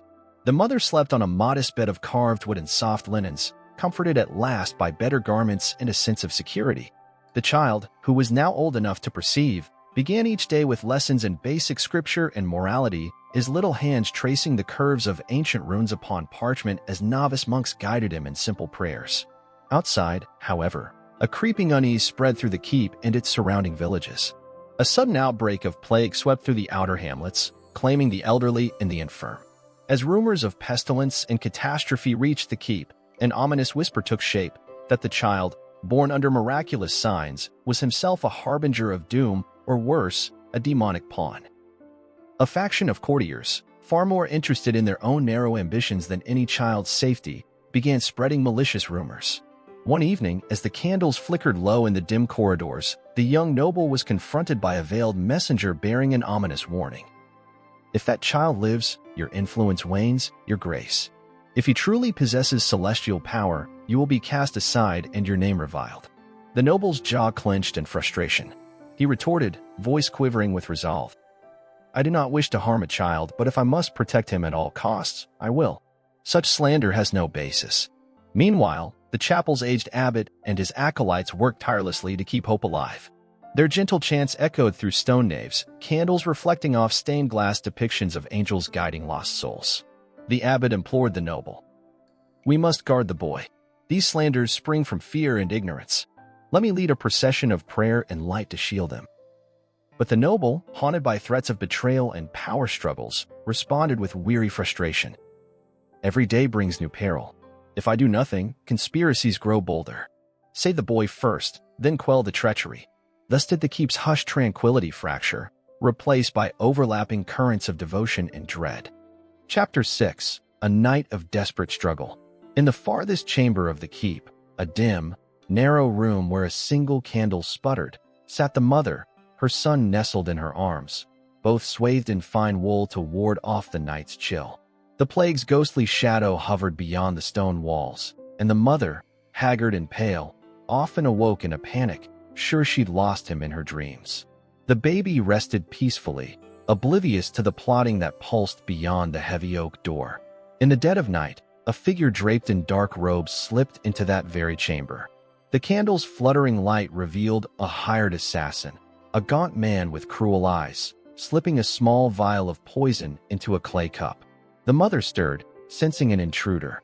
Her heart hammered as she realized the man intended to harm her child. In one swift motion, she lunged from the bed, grabbing his arm. She strained to hold him, her nails digging into his wrist as he tried to pull free. A whisper of steel sliced through the darkness. Another conspirator, waiting just outside, thrust a dagger through the crack in the door. The assassin let out a strangled cry as the blade found its mark. Blood spurted into the candlelight, staining the wooden floor. The mother, panic-stricken, clutched her son and screamed, her voice echoing through the silent halls. Outside, the alarm bells clanged with urgent clangs. Guards in chainmail, swords drawn, flooded the corridors. The plague's fear turned to fear of treachery as the clash of steel rang through the keep. Within moments, the three conspirators, two assassins, and the mysterious instigator were seized and bound. Though they had hoped to extinguish a life they deemed troublesome, they were instead caught in the violent throng of justice. The noble, awakened by the uproar, raced through the torchlit corridors. His boots thundered on flagstones still damp from the night's chill. Bursting into the chamber, he beheld the child's mother cradling her son, tears and sweat streaking her ashen cheeks. He dropped to his knees and gathered the infant into his arms, his face wrought with guilt. I failed you both. I will not let this harm come again. Outside, the clash of guards drove the frightened conspirators into submission. But the noble's heart was already racing with new urgency. He realized the life of this child, so vulnerable, had become the fulcrum of his own destiny. Chapter 7. A Miracle of Light. Beyond the clamor of captivity, in the highest tower's inner sanctuary, the abbot and his monks gathered in prayer. Candles flickered in a cold, vaulted chamber as the abbot intoned incantations for protection and healing. Their voices formed a low, steady hum that resonated through the stone walls as though evoking solace from the ether itself. Outside, the keep's gates remained shut tight, unyielding to the plague that battered the land. Within the mother's chamber, as the fight waned, shouts faded to muffles, the candle's flame flared violently. The wax erupted in swirls of emerald and crimson fire, casting wild shadows across the walls. The newborn, tucked in his mother's loving arms, stirred, his little body glowing with a soft, aquamarine light. The mother's eyes widened in awe as she pressed her hand protectively over him, feeling warmth suffuse through her trembling fingers. At the window's sill, the gilded painting of a saintly visage. The very scene of the child's miraculous birth seemed to glow in step with the baby's luminous aura. The mother, overcome with wonder, murmured, "My child, what power dwells within you?" Below, the nobleman had sprinted to a high window. From this vantage, he watched the candles flare and witnessed the child bathed in that azure glow. A gasp escaped his lips. It is true, a miracle. In his mind's eye, possibilities unfurled like banners in the wind. If he truly carries this divine spark, I must guard him at all costs. Let no conspiracy snuff out this light. Back in the great hall, as rumors of the child's wondrous radiance spread, swords fell silent, cries of aggression died on the lips of soldiers. Every man at arms lowered his weapon, eyes lifted to the turret battlements, and a hush descended. Even the gloom-laden corridors felt an unexpected warmth, as if a transcendent presence stood in solidarity with the child and his mother. Chapter 8. Renewal and Reconciliation. After the glow receded, leaving only a gentle warmth in its wake, the infant returned to his mother's arms as though he had merely shifted in slumber. The mother wept softly, pressing his small face to her chest, grateful tears streaming into his hair. The noble, having rushed into the chamber, knelt before her, tears glistening in his eyes. He lifted the child and bowed low. "Forgive me, mother. I failed in protecting him. But now I see, this child's destiny may be greater than any of us can fathom." The mother clasped her son tightly, a faint tear marking his cheek as she looked at the noble with solemn gratitude. He was a gift from heaven. I only sought to protect him. Below, in the great hall, the elder statesman and all the assembled courtiers and advisers knelt, their eyes shining with reverence. The elder's voice then boomed. "This is proof of divine presence. Any who doubt shall face consequences for accusing the innocent." The noble placed the infant gently on a cushioned dais. Reverently he turned to the gathering. "From this moment on, no harm shall come to him. Let him be taught of mercy and compassion." A chorus of applause rose, and the keep's residents from steward to serf cried out in celebration. Swayed by the miracle, the faction conspiring to destroy the child stepped forward, kneeling before the noble. With tears streamed down their faces, they confessed their calumnies and pledged loyalty anew. An elder monk then addressed the crowd. "Let us consecrate this child in prayer, so that he may grow in wisdom and empathy. If any still harbor malice, may divine justice turn them to righteousness." Roughly a year passed. Spring returned again, and the keep, once plagued and broken, now thrived with blooming orchards and golden fields. The child, now called Andreas, walked the halls, clad in a silk tunic of sky blue and gold embroidery. Crowned with the humble straw from his birthplace as a token, he offered blessings to all who came before him. Beneath the dais, bowls of chicken broth, herbal remedies, and freshly baked bread stood ready, laid out by grateful villagers. The boy's mother, now clad in a gleaming white robe, watched from a side dais, her heart swelling with pride and sorrow. Tears filled her eyes as she whispered, "My child has fulfilled his purpose. He has shown us the meaning of faith." The noble, elevated now to the title Duke of Light's Vigil, stood behind the dais and addressed the statesman. "Your guidance and the monk's prayers saved him. He is our blessing." The statesman bowed deeply, his voice thick. "Andreas is heaven's messenger. In his presence, cruelty and fear dissolve." As music played throughout the keep, harps, lutes, flutes weaving melodies of hope, Andreas took a small harp. With a trembling child's voice, he sang 2 lines of verse. "In humble straw, life's ember glows. A light of love through winter's throes." Silence fell as every soul listened, then applause swelled as a tide. Children clapped in delight, elders wept in gratitude. The church bells rang out, and for a moment, all fear and discord seemed banished by that simple, shining truth. Chapter 9. A peaceful countryside reimagined. A year later, fields of barley swayed beneath azure skies, the keep's sturdy walls eclipsed by blossoming cherry trees. Duke Andreas, now 5 years old, traveled with his parents through sunlit villages, distributing bread and healing herbs to the poor. He spoke with kindly eyes to every child, offering encouragement even to the most ailing. "Fear not, dear friend. Spring always returns." Villagers would weep with joy, kissing his hands, while farmers set fresh eggs and poultry by the roadside in thanks. Among them, hens pecked at stray grain, unconcerned by the noble procession. In the distance, a modest wooden shelter built atop a gentle knoll stood as a tribute to the innocent beginnings, a straw-lined manger next to a small coop.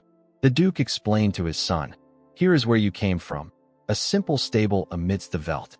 Remember that humility is the foundation of your heart." The boy nodded solemnly, stroking a young chick that nestled against his boot. He turned to his father. "I will not forget. Every life is precious." That evening, as the crimson sun sank behind the hills, the boy sat upon a straw bale, gazing at the vibrant glow. He closed his eyes and silently prayed. "Grant all your creatures peace. Let fear be banished and love endure." A soft breeze rustled the straw as if echoing his plea. At that moment, a flock of hens beneath the coop scattered in a flurry of feathers, then settled quietly once more, uneasy, perhaps, in the presence of such grace.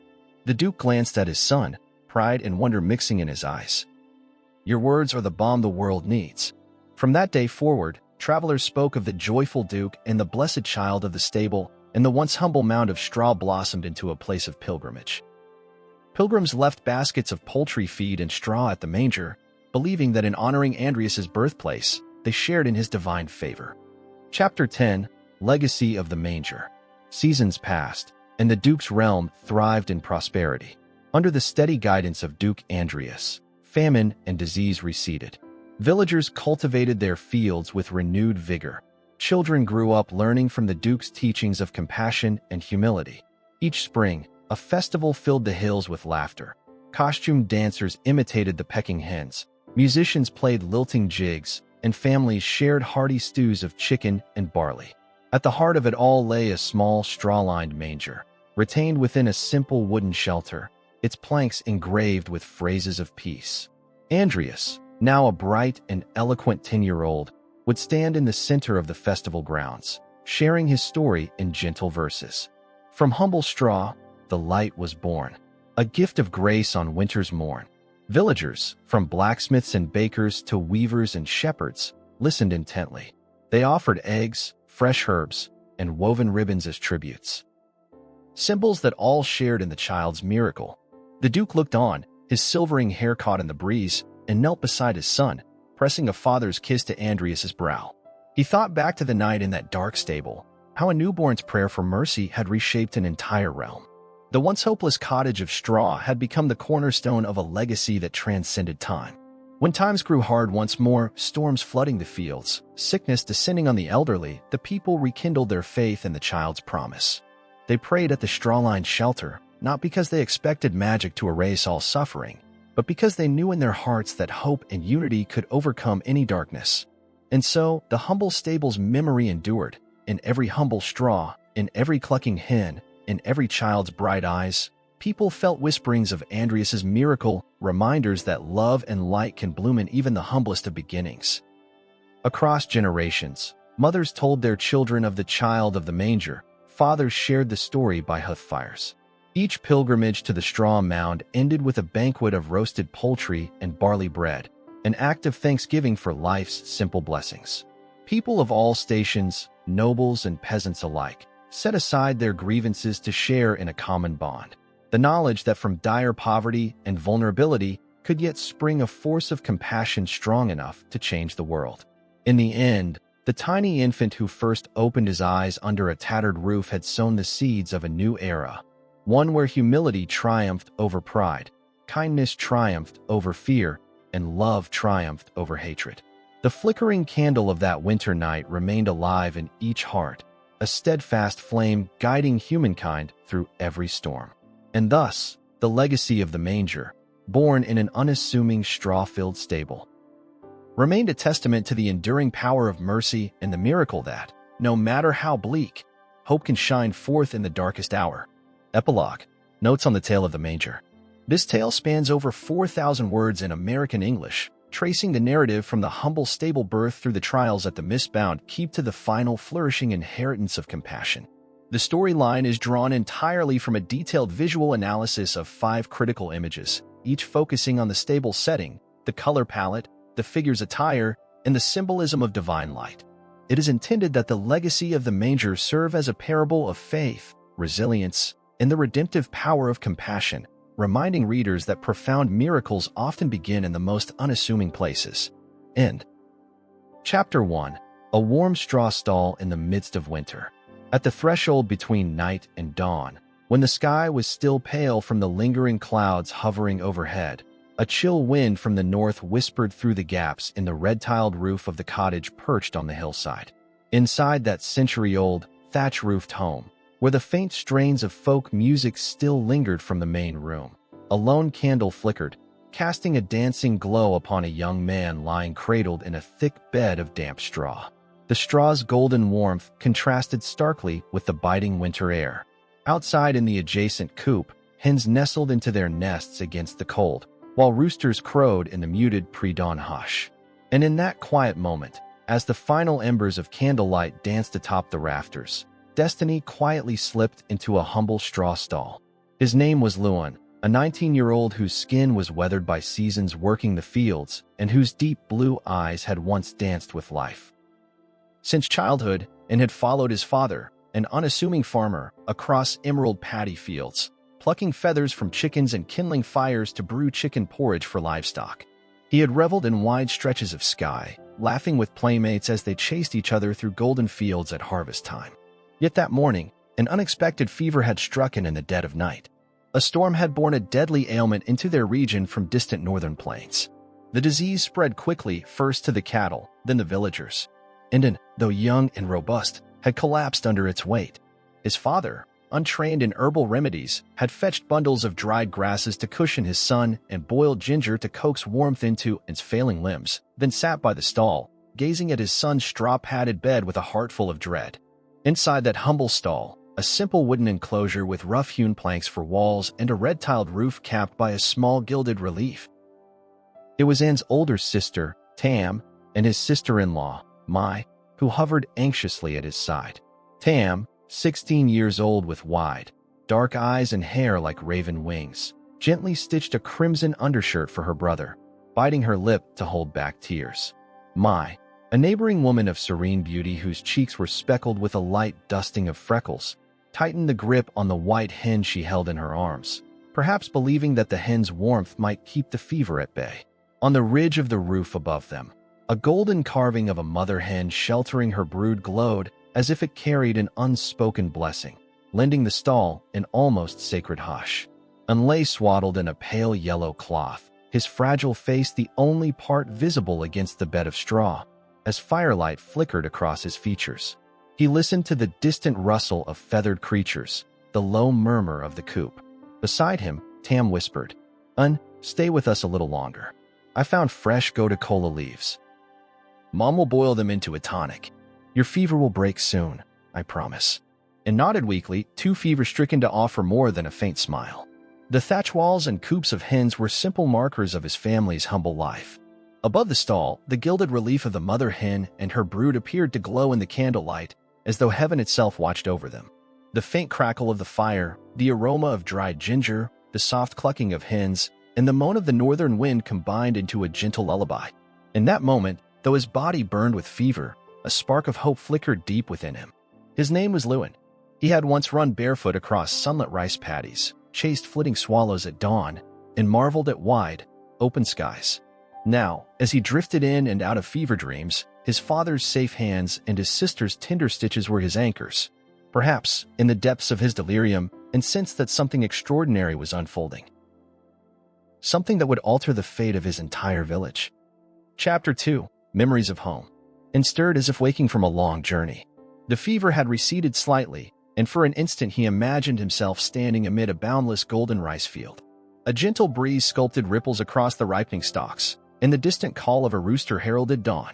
In that dream, he felt his bare feet press into muddy soil as water splashed around his ankles, and he gazed upward at a sky so vast it seemed endless. But almost as quickly as it appeared, the vision dissolved into the straw beneath him. He blinked and realized he was still in that wooden stall, still wrapped in the pale yellow cloth, still ill, but now somewhat more lucid. By his side, Tam adjusted his sash, smoothing out folds of cloth. She whispered, "And are you awake?" The rooster crowed twice. "Day is breaking. Drink this ginger brew. It'll help break the fever." He tried to lift his head to look at her, but only managed a faint nod. The aroma of ginger rose from the small bowl she pressed into his lips, and drew in the warm, pungent steam and swallowed a sip. It slid through his throat, kindling something like warmth in his veins. Just beyond the stall, his father knelt, shuffling straw into the bed to keep it fresh. The coop's hen shifted restlessly, as if sensing his awakening, and heard the low rumble of his father's voice, just a soft murmur, pleading for his son's quick recovery, and sank back into the straw, feeling a current of relief and gratitude wash over him. Tam dabbed a cool cloth to his brow. "You scared us all," and she whispered, her voice trembling. "But I think you'll be well soon," and managed a weak smile. Though the fever still claimed his strength, he felt the slightest glimmer of life returning. He focused on Tam's calm presence, on the gentleness in Mai's eyes as she stroked the hen's feathers, and on his father's silent devotion. All around him, the coop's hens scratched in the straw, the stall's roof echoed with the soft creak of timbers, and outside, the wind whispered among the bamboo growths. "And wants to get up," he croaked at last, his voice raspy from fever. "I want to stand outside, breathe fresh air." Tam glanced at Mai, then gently propped his shoulders. "Let me help you sit. But you must rest before you wander too far." Mai struck a match at the corner of the wooden lantern on the wall. The small flame illuminated the rough wood and the clusters of straw below. She offered him the crimson undershirt, which Tam had sewn. "Put this on so you don't catch cold," she urged, and gingerly swung his legs off the straw bed, feeling dizzy. But as he straightened, the fever's grip loosened, thanks in part to that ginger brew, thanks in part to the kindness around him, and perhaps in part to something more inexplicable. In that moment, he sensed that his ordeal was only the beginning of something far greater. Chapter 3. The Rooster's Cry and Fear's Arrival. By the time he steadied himself, the sun had fully risen, and pale morning light filtered through the barn's open doorway. The hens scattered at his feet, clucking in greeting. Tam and Mai led him outside, where his father waited just beyond the coop. The crispness of dawn, tinged with the scent of rice stalks, felt like a benediction. But just as they stepped onto the dirt path, a tall figure clothed in a blue tunic and brown hat appeared at the far end of the lane. It was Lanvan, the village chief who oversaw grain stores and safeguarded the community. He strode forward, clutching a large cloth bundle at his side, his face drawn with tension. "Brother Tran," Lanvan greeted his father. "I bring troubling news. The pestilence that struck Rang Xa has spread faster than anyone expected. They've already buried 30 households there. People are fleeing in panic. We must reinforce the levee and prepare rice supplies. If the disease crosses this river, it will reach our own families." And his father's face turned grave. "Has it already reached Rang Xa? That's just across the river. I thought we were safe." Lanvan shook his head. "Some say it's not a typical contagion. Whomever it touches withers in a single night. They've been burying entire families alive. That's why I came early to warn you. We need to strengthen our defenses." And his mother, who had joined them, gasped in fear. "But I cannot abandon my son. He's just growing stronger from his fever. I bedded him on straw to keep him warm. I cannot bear to see him leave." Lanvan placed a gentle hand on her shoulder. "You must protect him here. He's still too weak to travel. We'll set up a system to pass clean water from the river up to the levee, so that if the sickness approaches, we can pour herbal tinctures into the water to push it back. We're fortunate that he survived. His recovery is a miracle. He must stay here." Tam lowered her gaze and spoke softly. "Chief, I will care for my brother. You have our word. If anything happens, we'll rely on the neighbors for help." Lanvan nodded, though his face remained clouded with worry. "I understand. Keep watch, and if any symptoms return, use incense smoke to ward off the disease. That is the old remedy we have for plague." With that, Lanvan turned and walked off, leaving the family standing at the edge of their yard. And his mother hugged him fiercely, her heart pounding. "Son, you must stay strong. We cannot let the sickness return," and nodded. Inside, he felt determined. Though his body had been ravaged by fever, his spirit burned with a stubborn warmth. He vowed that no matter how fierce the plague became, he would stand firm. Chapter 4. A Community United by Hope. Over the next few days, the villagers gathered at the riverside, just beyond the field wherein his family's cottage stood. The river flowed gently, its surface a ribbon of blue-green light. People formed a long human chain, passing wooden buckets from one to the next. From the riverbank up to the levee on the hillside, each bucket, full of fresh water, was swiftly relayed along the line. The goal was to have a ready supply of water to pour down atop the levee as a barricade of liquid, mixed with herbal decoctions, to keep the pestilence from crossing over. From time to time, one of the men at the water's edge would raise his arms and call out, "Hurry! Let no bucket touch the ground. Pass it quickly." Then the bucket would arc through the air to the next person, who would catch it with practiced ease. Soon it reached the top of the levee, where the captain of the watch and a handful of volunteers mixed in bundles of dried mugwort and ginger, splashing the healing brew across the muddy embankment. Amid this rhythmic clatter, buckets colliding, water sloshing, calls of left foot, right foot, and watched from the safety of his home. He remained unsteady on his feet, shivering from weakness, but his heart surged with pride to see every man, woman, and child pulling together. Even the small children, barefoot and wide-eyed, took turns passing the buckets. Roosters crowed in the nearby barns as if heralding their collective effort. Tam hovered by the door of the stall, throat tight with emotion. "Brother, look how everyone's helping," she whispered, and nodded, voice hoarse. "They're protecting the village, just like we prayed. It feels like our hearts are one." Mai, who had returned from gathering more medicinal herbs, knelt beside him. "Drink this tonic," she urged, handing him a steaming bowl of boiled ginger and dandelion. "It will give you strength." And sipped the hot liquid. The zing of ginger cut through his foggy mind, and for the first time in days, he felt warmth radiate from his chest. He watched as his neighbors passed cycle after cycle of water, their faces lit with determination. In that moment, he understood that the village's salvation did not come from one person alone, but from every individual's willingness to unite. Lonvan, the village chief, strode along the levee, directing each shift at the watch post. As he passed, he cupped his hands to his ears. "Your survival gave us hope. When I saw you begin to recover, I realized we might have a chance. Keep listening to your heart, my friend," and felt a surge of gratitude course through him. He lifted his voice and called out to the workforce. "Everyone, remember this night. We will conquer the darkness together." From the water-bearers to the forge-wielding blacksmiths, from the weavers with their tiny thimbles to the elders chanting prayers by straw braziers, every villager responded with shouts of encouragement. "Together we stand. Together we prevail." That evening, as the sky darkened and stars flickered above, the levee was fortified. A final layer of water infused with fragrant herbs glistened under torchlight. Safe for the moment, and returned to the straw stall, where Tam and Mai waited with steaming broth.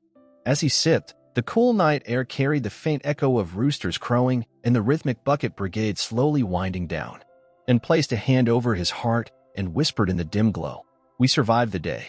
We will survive tomorrow too." Chapter 5. The Legend of the Striped Garment. Though his strength continued to return and remained preoccupied by a single question, why had he been the one to survive? What had protected him when so many others had perished? Each time he looked at the pale yellow cloth wrapped around him, he thought about the pastel-striped tunic he wore during his fevered dreams, a garment woven with alternating pink and light blue threads. Those dream visions persisted. He would stand beneath roosters' cries in sunlit rice fields, that striped tunic billowing in a silent wind. Each time, he felt as though that piece of cloth was infused with a power beyond ordinary fabric. One early morning, Lonvan returned to his stall, still wearing his weathered blue tunic and well-worn hat. He held in his hands a set of tattered documents, the village's archival records. These parchments belonged to the old weaving cooperative once based in Rang Xa, Lonvan explained. Before the Great Plague that decimated Rang Xa years ago, there was a master weaver who was said to worship the roosters that guarded the barnyard. Legends said his cloth held a fragment of a royal thread imbued with protective blessings so potent that a single stripe of it could ward off disease. When the plague first arrived, cursed fate caught him unprepared. He took one bolt of cloth and fled into the mountains, never to be seen again.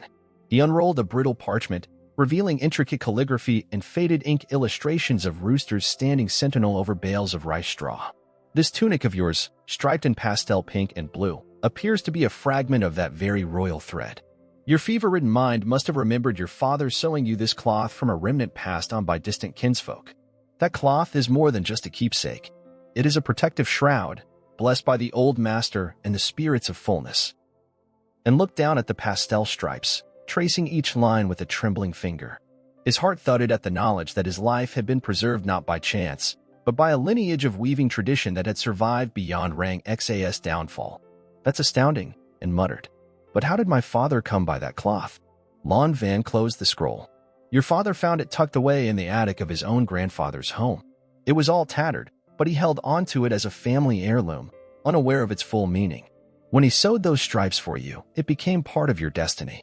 That's why, when you lay there in the straw, you awakened with the strength to resist death's knell," and felt tears well in his eyes, a mix of relief and awe. He pressed the cloth to his chest as though it were the most precious treasure. "I will never take this tunic for granted again," he vowed. Lonvan's gaze softened. "Neither should you, but do not rely on it alone." The villagers, working together, created a shield of water, incense, and herbal remedies that kept the plague at bay. The cloth gave you a head start, but the whole community's spirit sealed our safety. And stood, resolute. From now on, I will dedicate myself to both preserving the weaving tradition and to ensuring the well-being of everyone here. Chapter 6. A pilgrimage to Rang Xas abandoned halls. With his constitution fully restored, an Lan Van resolved to revisit Rang Xa, a place once prosperous with looms and dye vats, now lying desolate after the plague. They prepared a small cart loaded with rice and herbal supplies to share with any survivors they might find, along with carefully folded cloth embroidered with pastel stripes as a gift of goodwill. They traveled along the winding riverside roads at dawn, with the cart's wooden wheels clattering on mossy stones. The air was crisp, enlivened by birdsong and the spicy tang of fresh bamboo shoots. The memory of his earlier fevered dreams flickered in Anne's mind each time he glimpsed a rooster's silhouette against the breaking dawn. By mid-morning, they reached Rang Xas outskirts. A rusted gate, half-caved, creaked as they passed under it. Once, this gate had welcomed merchants and travelers. Now its hinges hung askew. They followed the cracked flagstone path leading to a collapsed barn with a half-intact red tile roof. The golden rooster relief that once crowned the ridge had fallen, leaving only a battered stump of gilded metal. From somewhere within the ruins drifted the faint echo of crows cawing overhead. Lan Van narrowed his eyes. This used to be the center of weaving. Dye pots would sit along that wall. We need to find the old sanctum of the master weaver. Some say it's beneath the central hall, but no one dares explore it. Cautiously, the two crept deeper, stepping around broken timbers and shattered pottery. Dust motes danced in beams of sunlight filtering through holes in the roof. Vines and ferns claimed each surface, their roots creeping between flagstones. In the center of what had once been a grand courtyard, a single weaving loom lay half covered in dust, its shuttle rotted away. Next to it, a faded mural depicted a master weaver sitting cross-legged among glowing roosters, holding a bolt of striped cloth in his lap. The pastel pink and blue threads once bright had faded to ghostly pastel gray, but the pattern was unmistakable. And approached the mural, heart pounding. He gently laid a hand against the image of the master weaver. This was him, he breathed, the one who blessed the cloth. Lan Van looked around uneasily. Legend says an illness overtook him within that very hall. Many of the villagers perished here. Some claim his spirit still walks these halls, guarding the secrets of his craft. And steeled himself, remembering the rituals he had undergone, the 7 sacred rites. He knelt before the remains of the loom and closed his eyes. Folding his hands in prayer, he recited the old invocation from memory. By rooster's vigilance and straw's embrace, bestow your blessing, hold me in grace. A gust of wind stirred through the shattered windows, causing the ivy to clap softly against the wall, and felt a warm, humming current at his fingertips. He opened his eyes to see faint, swirling motes of golden dust gathering above the loom. The dust glowed for a heartbeat, then vanished as the rafters moaned. Lan Van laid a reassuring hand on his shoulder. He has recognized you. The master weaver's spirit welcomes you. Together, they descended a narrow stairway hidden behind a collapsed stone slab. The air grew clammy, tinged with a sweet, moldy scent. In the dim glow of Lan Van's lantern, and saw a small crypt beneath the hall, a stone pedestal etched with rooster and barley motifs. At its center lay a rusted chest, sealed by a wrought iron lock. Within that chest lies the Codex of Textiles, Lan Van whispered. Legends say it contains formulas for dye, weaving patterns, and prayers of protection. If we can restore its contents, we might help villages far beyond ours. Anne's pulse quickened, but the lock is rusted shut. How do we open it? Lan Van produced a slender iron key that had once belonged to Rang Xas village treasurer. This key was passed down to me by my grandfather. He survived the plague and vowed to preserve these secrets for someone worthy. With a trembling hand, Lan Van slid the key into the lock. It turned with a grinding click. The lid creaked open, revealing a single scroll of parchment bound in leather, embossed with pastel stripes barely visible through grime. Carefully, and unrolled it. The Codex's pages contained detailed diagrams of weaving looms, step-by-step instructions for combining pastel pink and blue threads in precise patterns, as well as prayers to be woven into each bolt for protection. Marginal notes in a delicate hand read, "Wear this for your neighbor. Let this cloth guard your village." May the roosters guide your heart." An's voice shook as he read. By crafting this cloth, one bonds body and spirit to the living rooster's vigilance, straw's embrace. The plague finds no purchase. Lanvin watched tears form in An's eyes. Now we understand. The master weaver wove his faith into every thread, binding healing into the fabric itself. That tunic you wore, and it contained those prayers, those diagrams, those lines of power.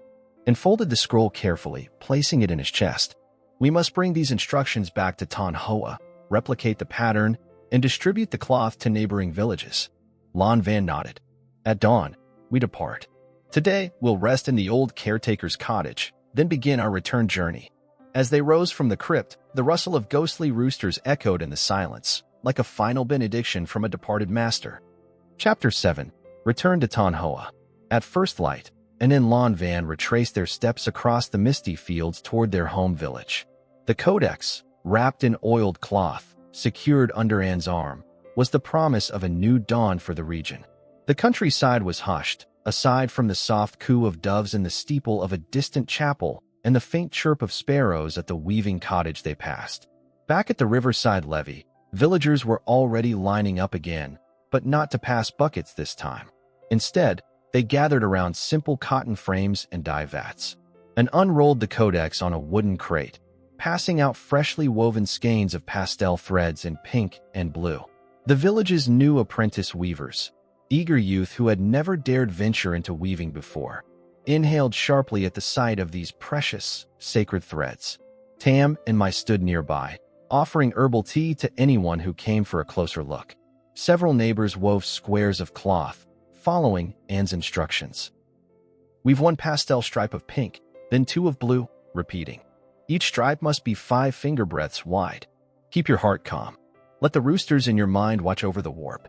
Little by little, pastel cloth began to bloom across wooden looms.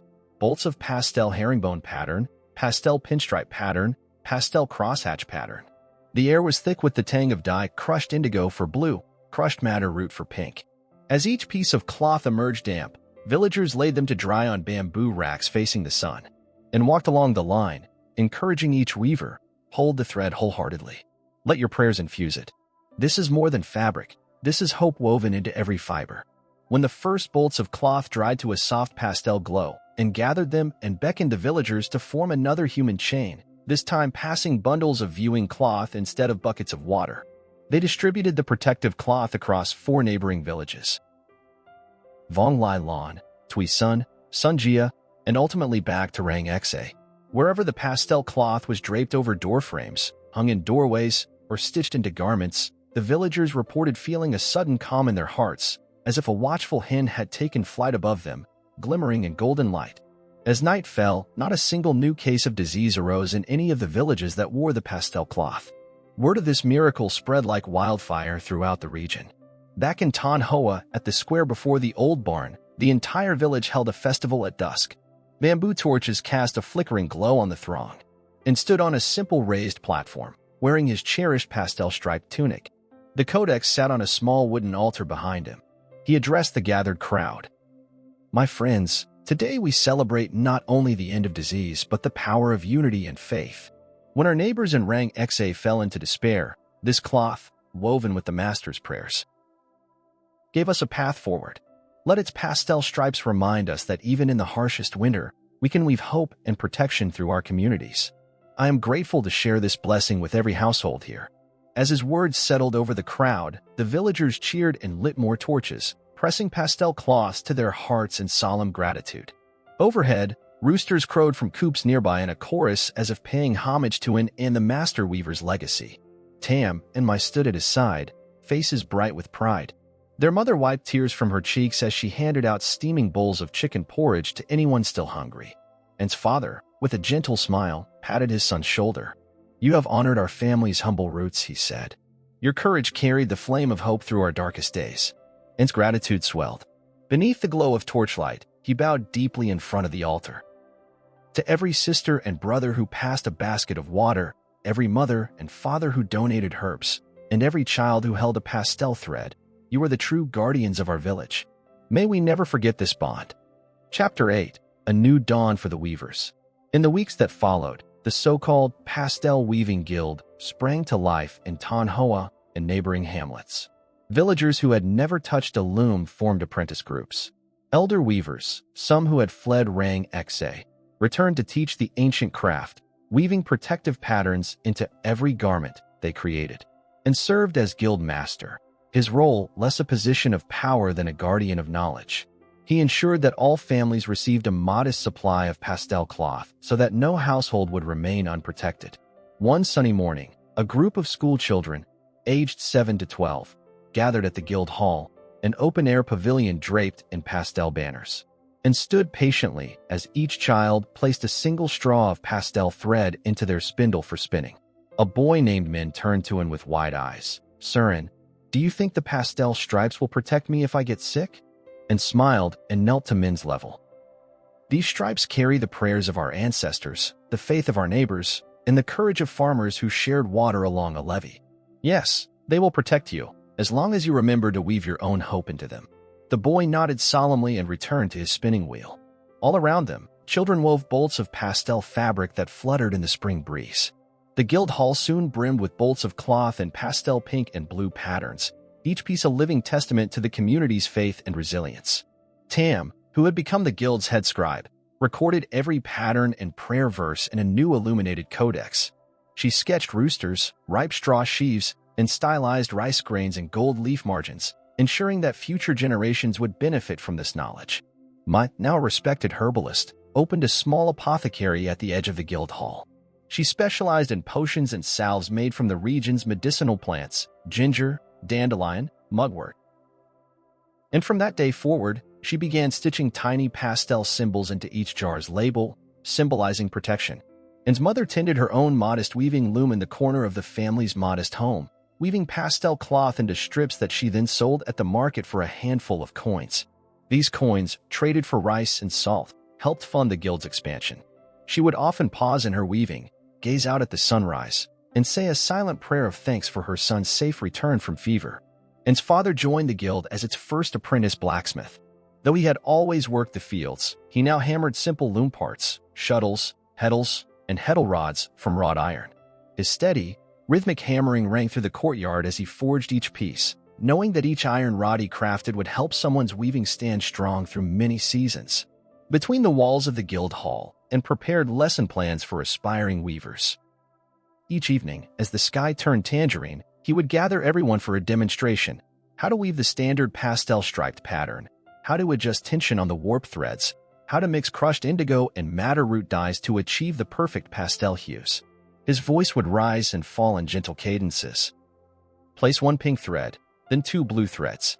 Adjust your shuttle so that it oscillates smoothly. Keep your wrist relaxed, and imagine the rooster's call guiding your hand. Let your breath follow the rhythm of your loom. So did the pastel weaving guild thrive. Soon, pillows and shawls woven in pastel patterns began to appear along the dusty paths of other villages. Travelers who once feared leaving their homes now wore pastel-dyed scarves as talismans. Parents tucked pastel patches into their children's collars as they headed off to school. The memory of the plague lingered, but the threat seemed to recede whenever villagers wove or touched those pastel threads.